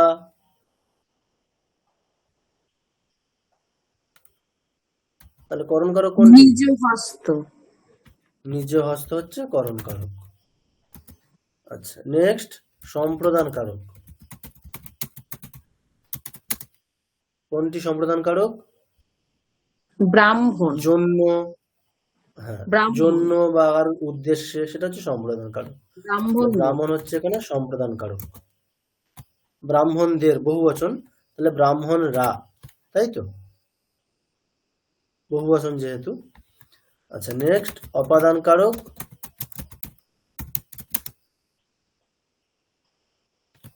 কোথা থেকে, থেকে হইতেছে, তাহলে রাজকোষ। রাজকোষ হচ্ছে অপরিকর। আচ্ছা, তারপরে অধিকরণ কারক কোথায়, কোথায় দিয়ে, কোথায় প্রশ্ন করলে মানে টাইম অ্যান্ড স্পেস, নদী তীরে। কোথায়, নদী তীরে। নদী তীরে, নদী তীর হচ্ছে অধিকরণ কারক। আর একটা সম্বন্ধ, ষষ্ঠী বিভক্তি। তাহলে এখানে সম্বন্ধ বোঝাচ্ছে এরকম পদ কোনটি? সম্বন্ধ বোঝাচ্ছে এমন শব্দ কোনটা যার সাথে র বা এর যোগ আছে। কার সাথে? এখানে অযোধ্যার সাথে রাজার সম্বন্ধ বোঝানো হচ্ছে। অযোধ্যার সাথে রাজার একটা সম্বন্ধ আছে বোঝানো হচ্ছে। রাজা ওখানকারই, অন্য কোথাকার না। তাহলে অযোধ্যা হচ্ছে এখানে সম্বন্ধবাচক শব্দ। তাহলে এখানে আমরা সবগুলোই পাচ্ছি। আচ্ছা, এবার কর্তা কারকে কোন বিভক্তি হয়? কর্তা কারকে আমরা কি শিখেছি, কি হয়? প্রথমা। তাহলে আমরা রাজা শব্দের প্রথমা ইউজ করব। কর্মকারকে কোন বিভক্তি হয়? দ্বিতীয়া। কর্মকারকে তৃতীয়া। আচ্ছা, সম্প্রদান কারকে চতুর্থী। অপাদান কারকে পঞ্চমী। অধিকরণ কারকে সপ্তমী। আর সম্বন্ধে, তাহলে আমাদের কি করতে হবে? এই বাক্যের যদি আমরা ট্রান্সলেশন করতে চাই তাহলে কি করতে হবে? তা ষষ্ঠী হলো কোথায়? ষষ্ঠী এখানে অযোধ্যাতে। সম্বন্ধে ষষ্ঠী। অযোধ্যাতে ষষ্ঠী। আর নদী তীরে যেটা হলো অধিকরণ কারকে ওটা সপ্তমী। সপ্তম। অধিকরণ কারকে সপ্তমী বিভক্তি। আচ্ছা, এবার এই বাক্যের অনুবাদ আপনারা নিজেরাই করুন, নিজেরাই করতে পারবেন। কিন্তু করতে গিয়ে আপনারা আটকে যাবেন। কেন আটকে যাবেন? বলবেন স্যার শব্দরূপটা কি হবে। তাহলে কি এই বাক্যে যদি আমরা অনুবাদ করতে শুরু করি, এখন কি করব?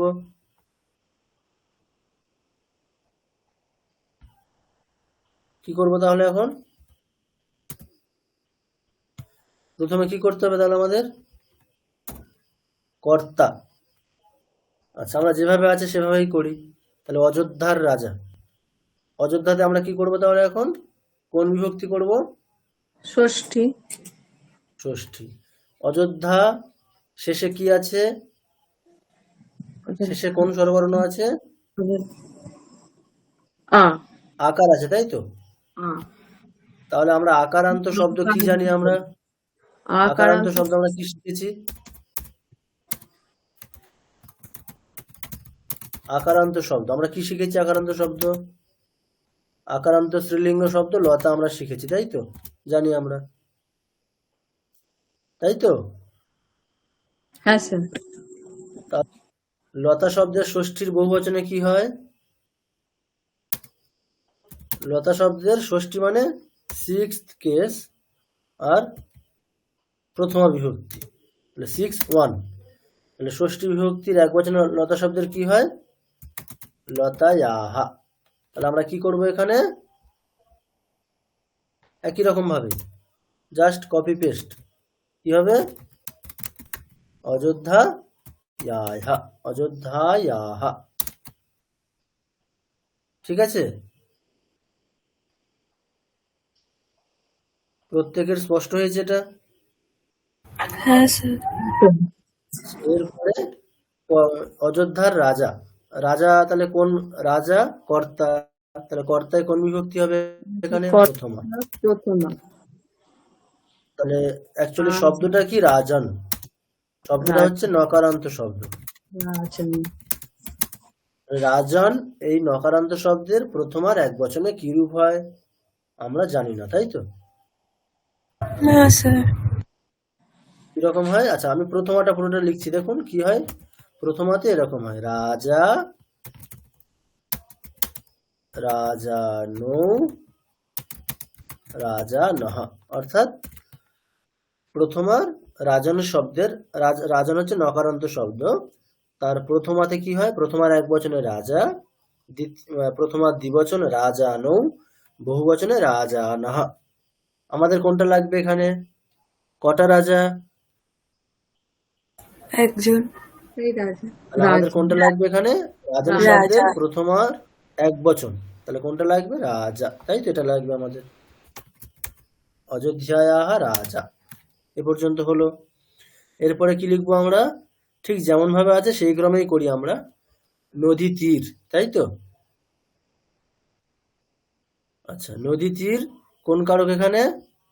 অধিকরণ। অধিকরণ। তাহলে সপ্তমী। অধিকরণের সপ্তমী।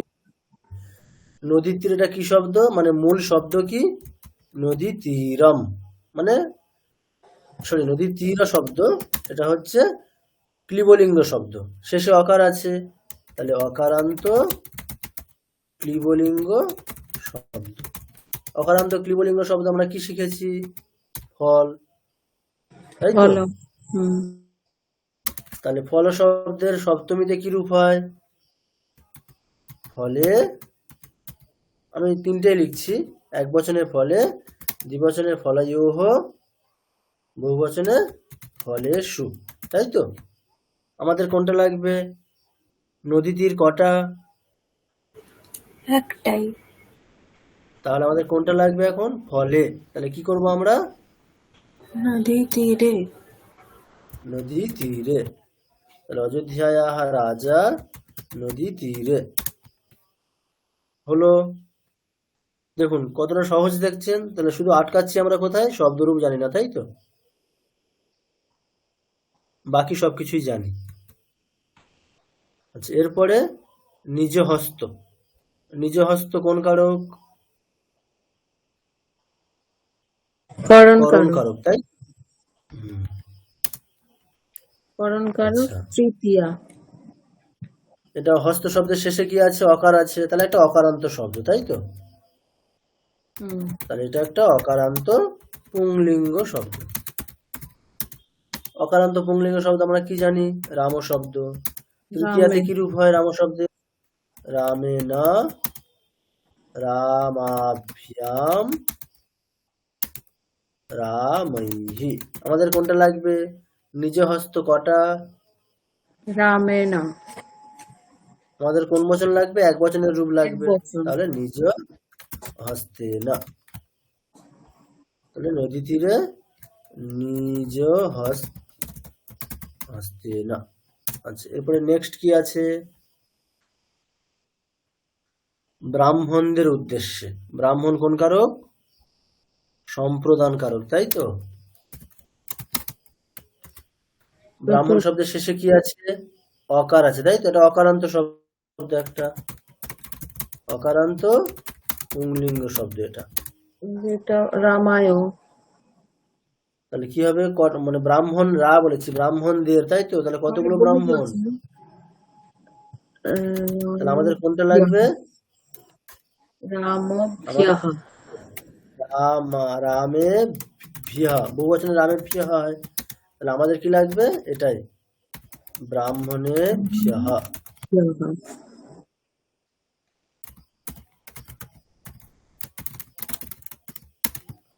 আচ্ছা, নেক্সট রাজকোষ থেকে।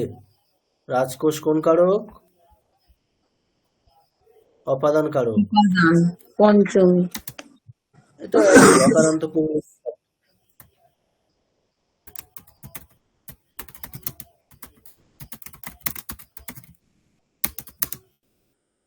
কি হয়? রাম শব্দের কি হয় পঞ্চমীতে?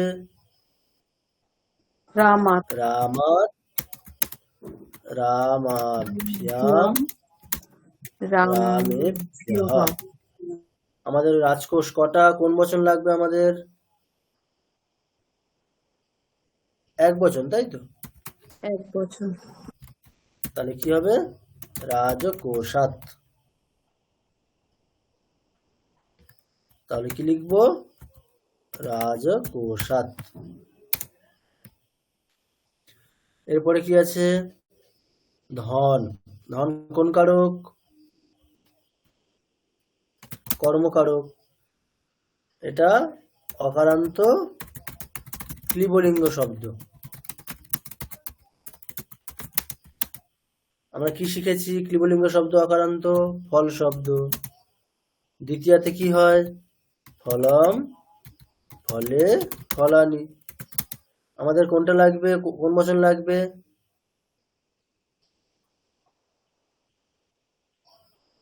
এক বচন, দ্বিবচন নাকি বহু বচন? কোন বচন লাগবে আমাদের? আচ্ছা স্যার, ধন তো অনেক ধনই প্রদান করছে, কিন্তু এখানে বললে তো হচ্ছে এক বচনই হবে। যেমন এটা এক বচনই হবে। কেন না, এগুলো ঠিক ওই কাউন্টেবল এরকম না তো জিনিসটা। যেমন জল, অনেক জল হলেও আমরা কি বলছি? জল। মানে প্রচুর জল হলেও জল, জলম। আচ্ছা জলানি বহু বচন ঠিক হয় না। মানে রূপ আছে, কিন্তু সেটা আর্থিকভাবে সেটার প্রয়োগ হয় না, কেন সেটা বলার প্রয়োজন হয় না। কারণ জল মানে এরকমটা হবে না যে এক ফোঁটা। তো ওটা মানে সর্বদাই বুঝেছি, একটা ঠিক বহুত্ব জিনিসটাকেই বোঝায়। বুঝেছি স্যার।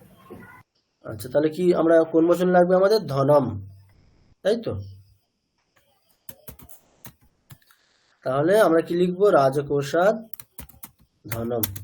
এরপরে ক্রিয়াপদ আছে, তাই তো?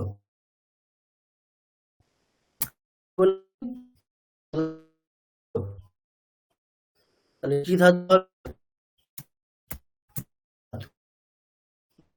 কেমন হয়? প্রথম তিনটে লিখছি, মানে প্রথম পুরুষের এক বচনে, প্রথম পুরুষের তিনটে। দদাতি, দত্তহ, দদতি। কি হয়? প্রথম পুরুষ এক বচন দদাতি, দ্বিবচন দত্তহ, বহু বচনে দদতি। আমাদের কোনটা লাগবে? আমাদের কর্তাকে দেখি আমরা, কর্তা কোথায় আছে? কর্তা রাজা। কর্তা কি? রাজা, তাই তো? রাজা। এটা কি? প্রথম পুরুষ হুম, এক বচন, বিভক্তি এক বচন। এক বচন আছে। তাহলে কি হলো? প্রথম পুরুষ এক বচন। তাহলে প্রথম পুরুষ এক বচনে কি আছে? দদাতি। হবে। দেখুন তাহলে হয়ে গেল। খেয়াল করে দেখুন অনুবাদে আমাদের কি কি লাগছে, মানে মেন জায়গা কোনগুলি আমাদের?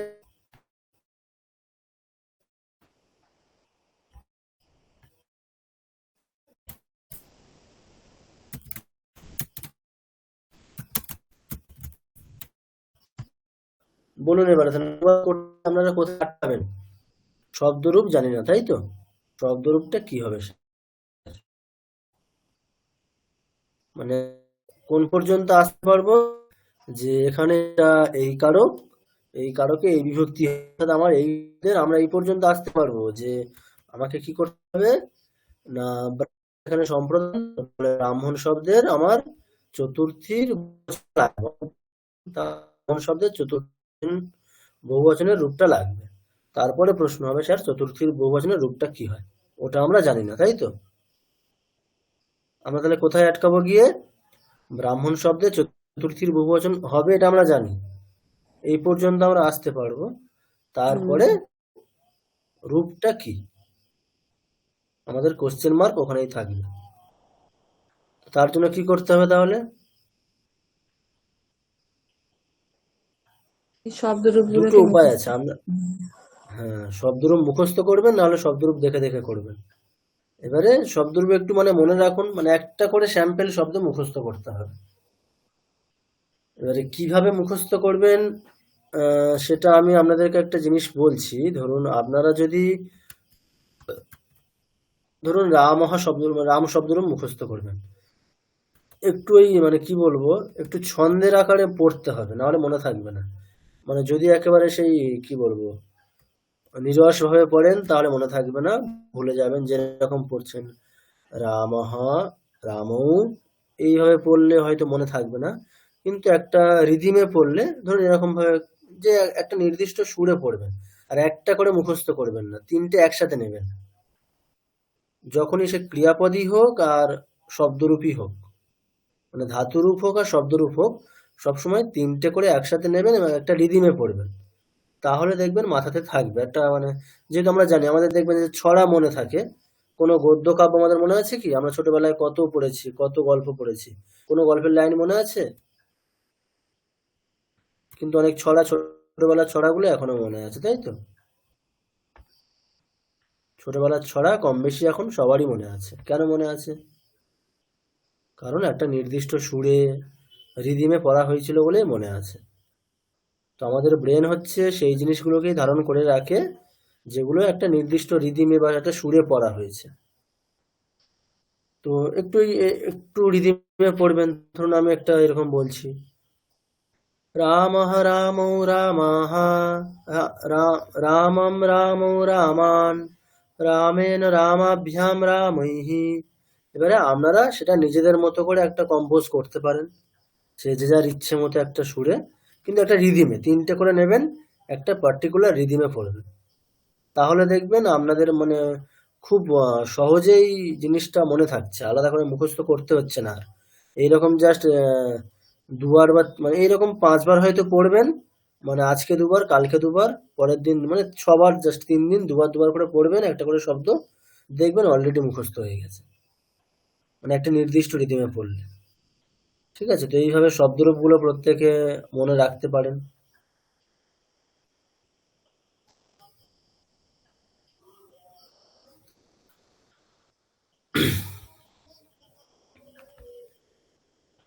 যা কিছু ক্লাসে হচ্ছে আজকে সব বোঝা যাচ্ছে তো?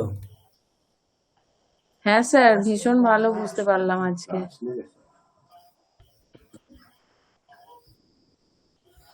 আচ্ছা, এরপরে তাহলে আমরা একটু ওই প্রথমা বিভক্তি দেখি। আচ্ছা, আমরা একেবারে টেকনিক্যালি মানে প্রথমা বিভক্তি কোথায় হয় এত কিছুতে যাব না, আমাদের এতটুকুই ধারণা থাকলেই হবে যে কর্তা কারকে প্রথমা, কর্মকারকে দ্বিতীয়া। আমরা বেশি বেশি করে মানে এক্সাম্পল প্র্যাকটিস করব। ঠিক আছে? উদাহরণ বেশি বেশি করে দেখলে অটোমেটিক্যালি আমাদের একটা কনসেপ্ট হয়েই যাবে।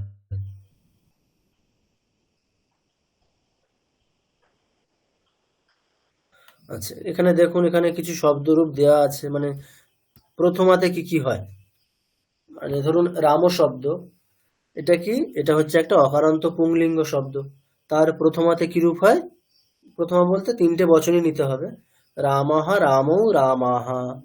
নেক্সট হরি শব্দ, ইকারান্ত একটা পুংলিঙ্গ শব্দ, তার রূপ কেমন হয়? হরিহি হরি হরয়হ। আচ্ছা, যদি আমি বলি যে এরকম যে অনেক, ধরুন আচ্ছা বাদ দিন এখন। নেক্সট সীতা, আকারান্ত স্ত্রীলিঙ্গ শব্দ, তার প্রথমাতে কেমন হয়? সীতা সীতে সীতাহ। নেক্সট গুরু, এটা একটা উকারান্ত পুংলিঙ্গ শব্দ, রূপ কেমন হয়? গুরুহু গুরু মানে দীর্ঘ উকার, গুরবাহ। নেক্সট ফল শব্দ, এটা ক্লিবলিঙ্গ শব্দ, অকারান্ত ক্লিবলিঙ্গ শব্দ, ফলম ফলে ফলানি। এরকমই আর একটা অকারান্ত ক্লিবলিঙ্গ শব্দ পুষ্প, পুষ্পম পুষ্পে পুষ্পাণি।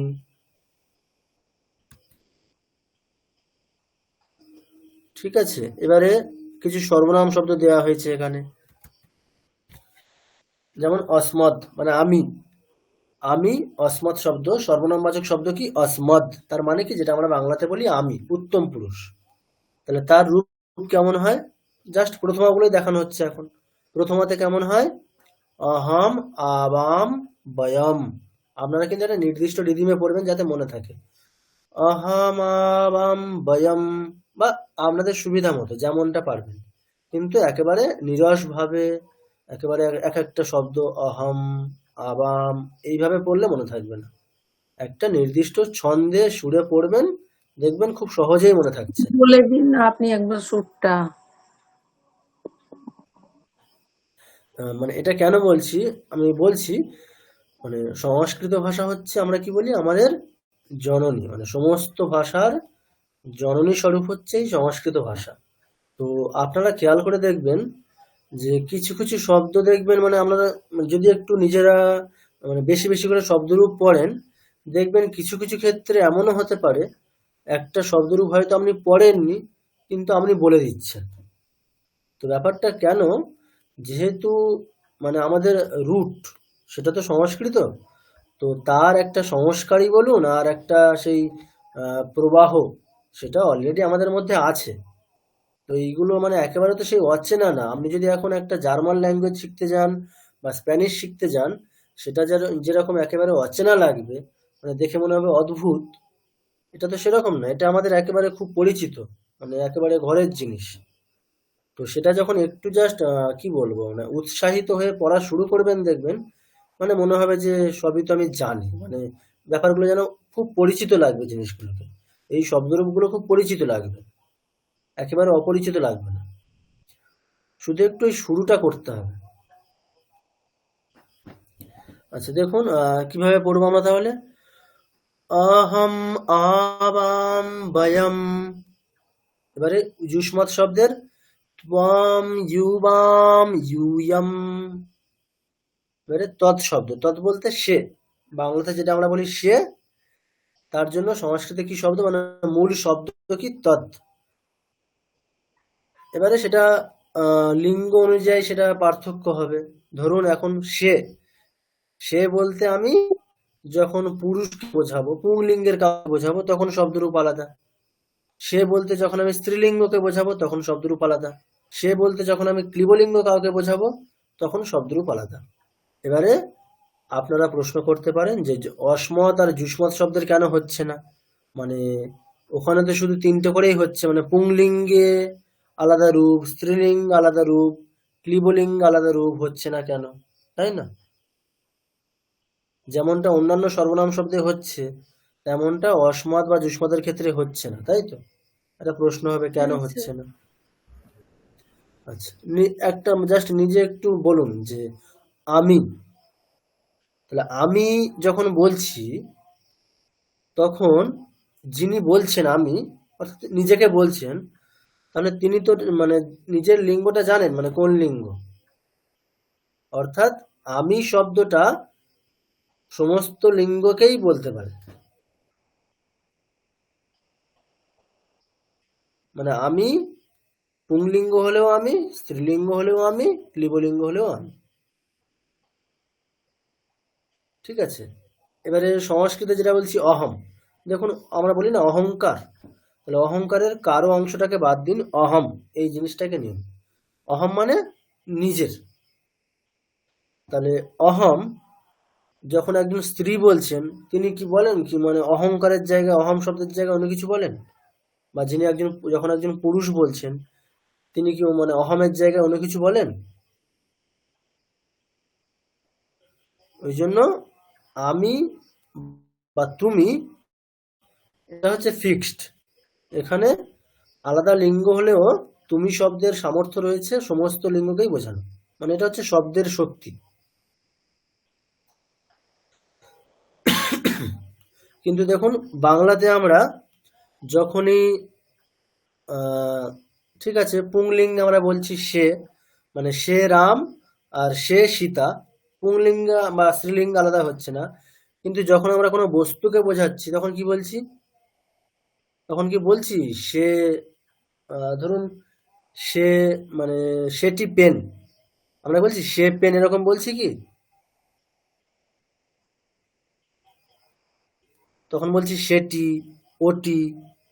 তাহলে যখনই আমরা দেখুন ক্লিবলিঙ্গে চলে যাচ্ছে, মানে জড়বস্তু যখন হয়ে যাচ্ছে, তখন কিন্তু সে আর ইউজ করছি না, সেটি বলছি। অর্থাৎ ওখানে লিঙ্গ চেঞ্জ হলে সে শব্দ চেঞ্জ হচ্ছে। ওই জন্য সর্বনামবাচক যত শব্দ আছে তাদের মধ্যে অসমত আর যুষ্মত এই দুটোকে বাদ দিয়ে অন্যান্য যত সর্বনামবাচক শব্দ আছে সবার ক্ষেত্রেই 3টে লিঙ্গে আলাদা রূপ হবে। অর্থাৎ তদ, এটা মূল শব্দ, তার অর্থ মানে সে,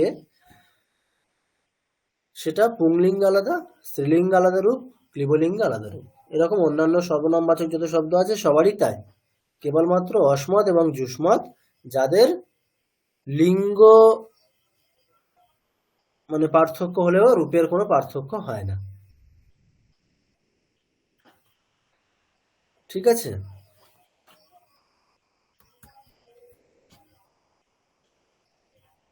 দেখুন এখানে এতৎ শব্দ একই রকমই, পুংলিঙ্গ আলাদা, স্ত্রীলিঙ্গ আলাদা, ক্লিবলিঙ্গ আলাদা। ইদম শব্দ 3টে লিঙ্গে আলাদা, কিম শব্দের 3টে লিঙ্গে আলাদা।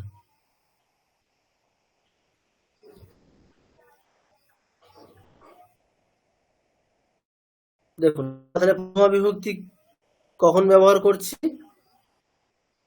প্রথমা বিভক্তি কখন ব্যবহার করছি দেখুন, কখন কখন ব্যবহার হচ্ছে প্রথমা বিভক্তি।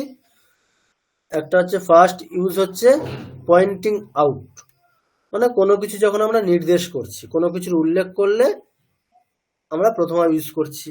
অ্যাক্টিভ ভয়েস মানে কর্তাকে বোঝানোর জন্য, আর প্যাসিভ ভয়েসে কর্ম। আচ্ছা, এটা আমরা নেক্সট দিনে দেখবো, এই জিনিসটা একটু ডিটেলসে দেখবো। আচ্ছা, এটা তো ইংরেজিতে সবাই জানেন, বাংলাতেই দেখুন আগে। বাংলাতে খেয়াল করে দেখুন, রাম ফল খাচ্ছে, এটা কোন বাচ্যের বাক্য? আমাদের কটা বাচ্য আছে? 3টে বাচ্য, তাই তো?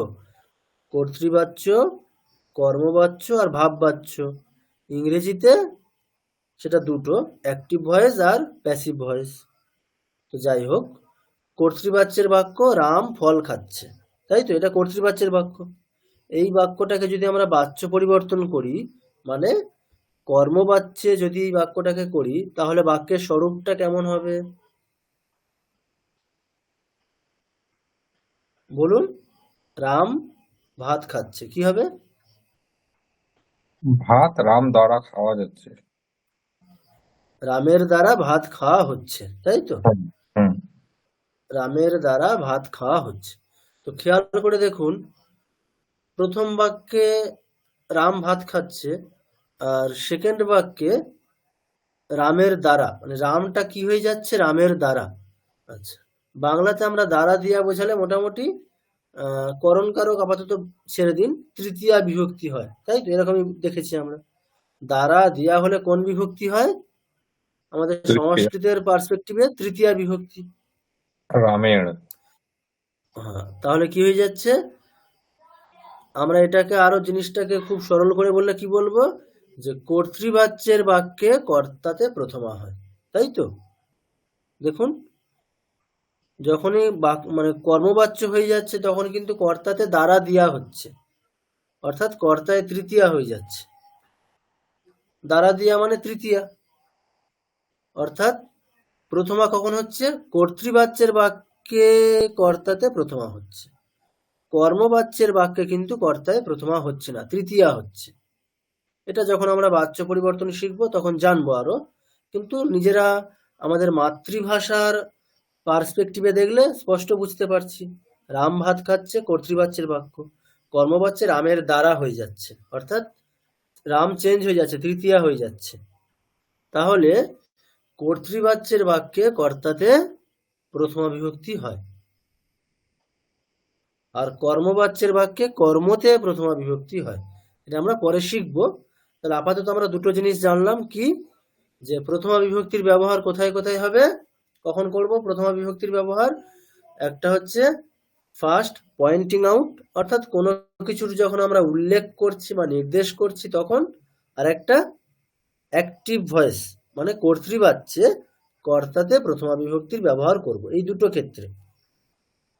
থার্ড যেটা আছে ওটা এখন আপাতত ছেড়ে দিন, প্যাসিভ ভয়েসে কর্মকারকে মানে কর্মে প্রথমা, ওটা আপাতত বাদ দিন। আচ্ছা, এখানে দেখুন কয়েকটা আছে। ফার্স্ট যে আমরা ইউজ দেখেছি, কি দেখেছিলাম সেটা আমরা প্রথমা বিভক্তি প্রথম ব্যবহার কি দেখেছি? টু পয়েন্ট আউট, মানে কোনো কিছুর যখন উল্লেখ করছি, নির্দেশ করছি। এক্সাম্পল দেখুন কয়েকটা। দিস ইজ দি সান, এটা সূর্য। আমরা কি করছি? সূর্যকে কাউকে একজনকে দিয়ে দেখাচ্ছি, যে কোনো একটা বাচ্চাকে বলছি, এটা সূর্যের দিকে আঙুল দেখিয়ে বা ইন্ডিকেট করে যে এটা সূর্য। তাহলে এটা কি হচ্ছে? সূর্যকে পয়েন্ট আউট করা হচ্ছে। তাহলে সেক্ষেত্রে কি হবে? প্রথমা হবে। দেখুন, শান বলতে রবি শব্দ। রবি শব্দ কার মতো হবে? রবি শব্দ হচ্ছে একটা ইকারান্ত পুংলিঙ্গ শব্দ, মানে আমরা কি শিখেছি? হরি শব্দ। তাহলে কি হবে? হরিহি, তাহলে রবিহি। আর দ্যাট ইজ দি সান মানে তৎশব্দ, মানে সেই, এটি। তাহলে কি হবে? মানে ওইটি সূর্য। তাহলে তৎশব্দের কি ইউজ করতে হবে? রবি শব্দ যেহেতু পুংলিঙ্গ, তাহলে তৎশব্দের পুংলিঙ্গে, তাহলে সাহা রবিহি। এটা আসলে বিশেষণ বিশেষ্যের ব্যবহার। আচ্ছা, আমাদের কি শেখানো হয়েছে বিশেষণ বিশেষ্য? না sir.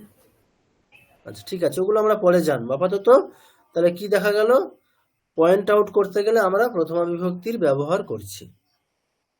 Next, this is arithmetic, এতৎ গণিতম। গণিত শব্দ তাহলে কি দাঁড়ালো? ফল শব্দের মতো, মানে একটা ফলন। অকারান্ত ক্লিবলিঙ্গ শব্দ, ওই জন্য গণিতম। আর দিস ওটাকে বলার জন্য এতৎ, যেহেতু গণিত শব্দ ক্লিবলিঙ্গ শব্দ, তাহলে তাকে ইন্ডিকেট করার জন্য যেটা এসছে সেটা ক্লিবলিঙ্গেই ব্যবহার করা হবে, এতৎ। এতৎ শব্দের ক্লিবলিঙ্গের রূপটা ব্যবহার করা হয়েছে, এতৎ গণিতম। একই রকম ভাবে দ্যাট ইজ এ সং, তৎ গীতম। গীত শব্দ ক্লিবলিঙ্গ অকারান্ত শব্দ, ফল শব্দের মতো। দ্যাট ইজ দি হিমালয়াজ, সহ হিমালয়ঃ। হিমালয় শব্দ তাহলে কি? পুংলিঙ্গ অকারান্ত শব্দ, প্রথমা হয়েছে হিমালয়ঃ, সহ হিমালয়ঃ। দিস ইজ লর্ড শিবা, অয়ম শিবঃ। শিব শব্দ অকারান্ত পুংলিঙ্গ শব্দ, শিবঃ, এবং তার যে অ্যাডজেক্টিভ এসছে দিস, মানে সেটা, তাহলে দিস এটার কি করব আমরা? এতৎ শব্দের পুংলিঙ্গ ইউজ করব, যেহেতু শিব শব্দ পুংলিঙ্গ, তাহলে অয়ম, অয়ম শিবঃ।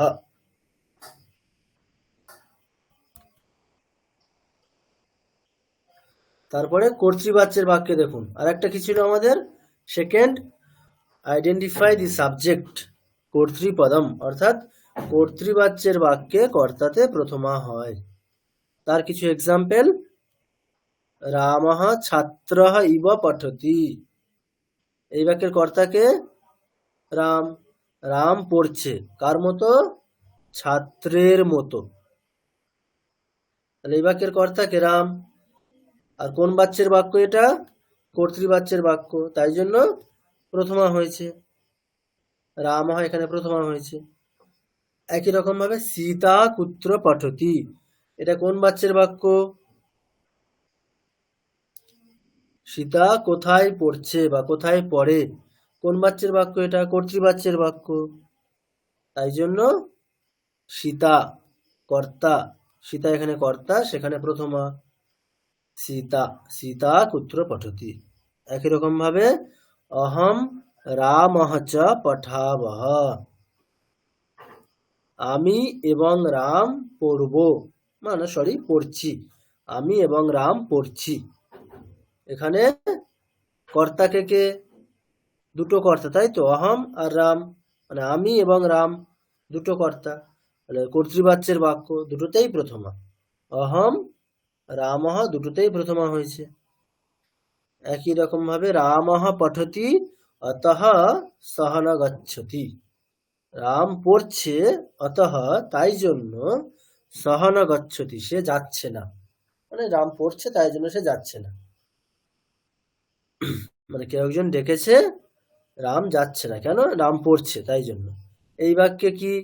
রামঃ পঠতি, রাম পড়ছে, তাহলে কর্তৃবাচ্যের বাক্য, কর্তাকে রাম প্রথমা হয়েছে। সহ ন গচ্ছতি যাচ্ছে না, না যাচ্ছে না, কর্তাকে সহ, তাই জন্য ওখানে প্রথমা হয়েছে, কর্তৃবাচ্যের বাক্য এটা। তারপরে ত্বম কিমর্থম পঠসি, তুমি কি জন্য পড়ছো, এখানে কোন বাচ্যের বাক্য এটা? কর্তৃবাচ্যের বাক্য, কর্তাকে তুমি, ওখানে প্রথমা হয়েছে ত্বম। ছাত্রাঃ সম্যক ক্রীডন্তি, ছাত্ররা ভালো খেলা করছে, কোন বাচ্যের বাক্য এটা? কর্তৃবাচ্যের বাক্য, কর্তাকে ছাত্র, অনেকগুলো ছাত্র, তাই জন্য কর্তৃবাচ্যের বাক্যে কর্তা হচ্ছে ছাত্র, যেহেতু অনেকগুলো ছাত্র তাই বহুবচন, প্রথমার বহুবচন ছাত্রাঃ, ছাত্রাঃ সম্যক ন ক্রীডন্তি। তাহলে প্রথমা বিভক্তির ব্যবহার প্রত্যেকের স্পষ্ট হয়েছে। স্যার, অহম রামঃ চ পঠাবঃ, এটা অহমের সাথে ক্রিয়াপদটা যাচ্ছে, রামঃর সাথে ক্রিয়াপদটা তো যাচ্ছে না। ব্যাপারটা কি হচ্ছে এখানে? এখানে কর্তা কজন? বচন কি আছে? দ্বিবচন, দুজন কর্তা, তাহলে দ্বিবচন। তাহলে দ্বিবচনটাকে নেওয়া হচ্ছে, আর পুরুষ কাকে অনুসরণ করছে? পুরুষ অনুসরণ করছে হচ্ছে অহমকে, হ্যাঁ অর্থাৎ উত্তম পুরুষের ক্রিয়াপদটাকে নিচ্ছি এবং দ্বিবচনেরটাই নিচ্ছি। তো এই বিষয়টা কেন না, যদি আমরা খুব একটু মানে আর্থিক দিক দিয়ে বা একটু দার্শনিক দৃষ্টিতে ভাবি, প্রধানকে মানে প্রথম পুরুষ, মধ্যম পুরুষ, উত্তম পুরুষ, এই তিনটি পুরুষের মধ্যে প্রধানকে মানে আগে কে আসে? প্রথম পুরুষ। না, আগে প্রথম পুরুষ, ওটা মানে জাস্ট প্রথম বলছি ওটাকে। ওটার একটা ব্যাপার আছে, এটা দার্শনিক ব্যাপার আছে কেন ওটাকে প্রথম বলছি। কিন্তু মানে ইংরেজিতে আমরা কোন ক্রমটাকে অনুসরণ করি? First person, second person, third person. তাহলে মানে ব্যাপারটা কি রকম না, আমাদের খুব মানে কি বলবো, একটা মানে ভোগের দৃষ্টিতে বা বৈষয়িক দৃষ্টিতে আমরা প্রাধান্য কাকে দিই? ধরুন আমি কোনো একটা জিনিস পেয়েছি, সেটা আগে মানে কোন পুরুষকে আমি দেব? আগে আমি নিজেকে, তো আগে অহমকে, তো নিজেকে। হ্যাঁ নিজেকেই পেতে আগে হবে। আমার জন্য, আগে আমি খাবো, তারপরে তোমাকে খাওয়াবো, তারপরে তাদেরকে খাওয়াবো, তাই তো? হ্যাঁ তাহলে বৈষয়িক দৃষ্টিতে প্রধানকে সবসময় উত্তম পুরুষ। উত্তম পুরুষ, আচ্ছা ঠিক আছে? তো এখানে ওই জন্য এখানে এই যে প্রাধান্য দেওয়া হচ্ছে সেটা বৈষয়িক দৃষ্টিতে। তাহলে আমি হচ্ছে উত্তম পুরুষ আর রাম হচ্ছে প্রথম পুরুষ, দুজনের মধ্যে বৈষয়িক দৃষ্টিতে প্রধান হচ্ছে অহম। সেই অনুযায়ী অহম অনুসারেই, অর্থাৎ সেই পুরুষ অনুসারেই ক্রিয়াপদটা হবে যখন দুজনে থাকবে। তাহলে একই রকম ভাবে যখন মধ্যম পুরুষ এবং উত্তম পুরুষ থাকবে তখন কে প্রধান? কাকে অনুসরণ করে উত্তম ক্রিয়াপদ চলবে? পুরুষ। পুরুষকে। উত্তম পুরুষ। যদি মধ্যম পুরুষ এবং প্রথম পুরুষ থাকে তখন মধ্যম পুরুষকে অনুসরণ করে চলবে, ঠিক আছে? আচ্ছা তাহলে এই যে ব্যাপারটা, এবারে ইংরেজিতে ওই যে শব্দগুলোর ব্যবহার করা হয়েছে, প্রথম পুরুষ, first person, second person, third person, সেখানে মানে আমাদের যেটা উত্তম পুরুষ সেটা করে ফার্স্ট পার্সন রেখেছে, আমাদের প্রথম পুরুষটা হচ্ছে আমাদের ইংরেজি দৃষ্টিতে থার্ড পার্সন। তো এটা কেন? তাহলে যদি আমরা একটু আমাদের মানে ভারতীয় দর্শনকে দেখি, মানে ওয়েস্টার্ন কালচারে কি, সেখানে সেটা হচ্ছে বিষয় প্রধান, মানে ওখানে ভোগবাদটাই প্রধান, অর্থাৎ বৈষয়িক দৃষ্টি হচ্ছে ওখানে প্রধান। তো ওখানে সেই অনুযায়ী পুরুষের বিভাজনটা করা হয়েছে, ফার্স্ট পার্সন রাখা হয়েছে আমিকে, তারপরে সেকেন্ড পার্সন হচ্ছে তুমি, থার্ড পার্সন, এইভাবে রাখা হয়েছে ক্রমটা। এবার আমাদের ভারতীয় ইন্ডিয়ান কালচারে কি, আধ্যাত্মিক দৃষ্টি হচ্ছে প্রধান। আর আধ্যাত্মিক দৃষ্টিতে কোনটা প্রধান? ত্যাগ হচ্ছে প্রধান। অর্থাৎ আগে আমিটাকে বাদ দিয়ে আগে হচ্ছে মানে প্রথম পুরুষই প্রধান, সেখানে তোমার সাথে যার কোনো সম্পর্ক নেই সেই প্রধান। মানে এটা সম্পর্ক নেই ব্যাপারটা ভুল, মানে স্পিরিচুয়ালি বা আমাদের আধ্যাত্মিক দৃষ্টিতে ত্যাগ প্রধান, ওই জন্য ত্যাগ প্রধান, তাই জন্য ওখানে প্রথম পুরুষই প্রধান আমাদের মানে আমাদের কালচারে। ওই জন্য আমরা প্রথম পুরুষ ওটাকে বলছি, মানে প্রথম শব্দটা হচ্ছে ইউজ করছি, ইংরেজি থার্ড পার্সন যাকে, তার জন্য আমরা প্রথম শব্দ ইউজ করছি। এইভাবে মধ্যম, উত্তম।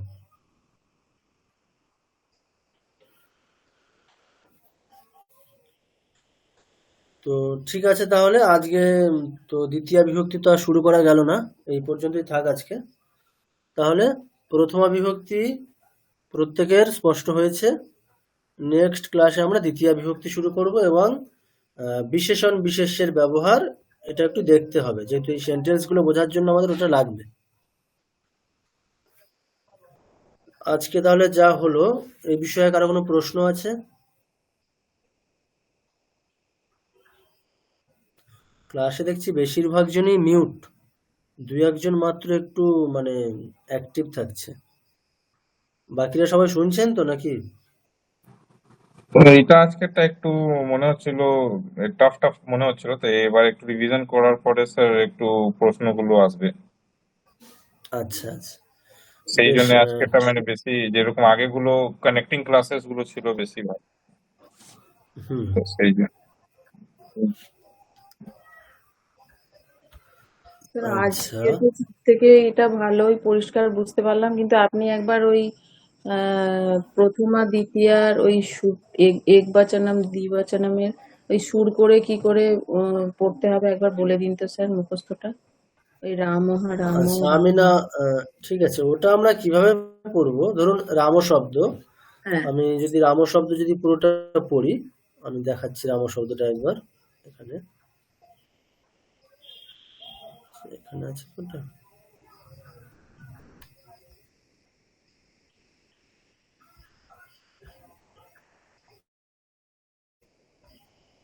আচ্ছা ধরুন রাম শব্দ যদি আমরা পড়ি, আমরা কিরকম বলবো?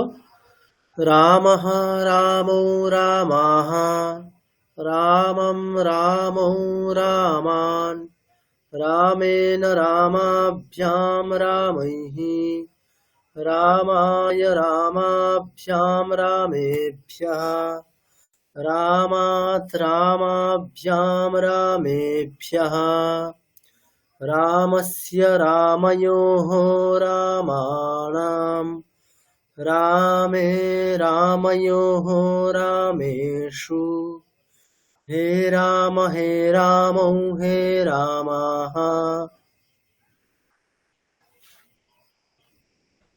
ঠিক আছে, একটা মানে এরকম তবে এমন না, একটা নির্দিষ্ট রিদিমে পড়লে মানে 3টে করে নিয়ে একটা রিদিম করে পড়বেন, তাহলে মানে আপনাদের মনে রাখতেই সুবিধা হবে। মানে হ্যাঁ আলাদা স্যার। করে আর ওটা একটা প্রেশার হবে না যে মুখস্থ করতে হচ্ছে বা মুখস্থ করতে হবে। এটা বেশ একটু মজারও লাগবে পড়তে, আর দেখবেন অনায়াসে মানে অজান্তেই মুখস্থ হয়ে যাচ্ছে।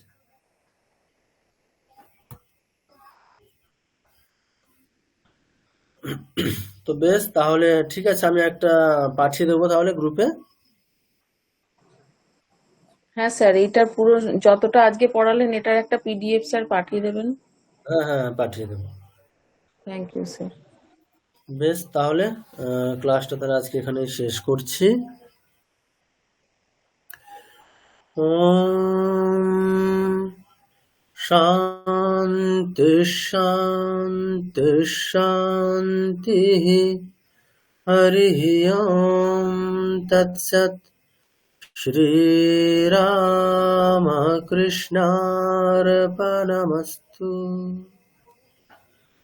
বেশ, শুভরাত্রি সবাইকে, সবাই ভালো থাকবেন। শুভরাত্রি স্যার। শুভরাত্রি স্যার। শুভরাত্রি।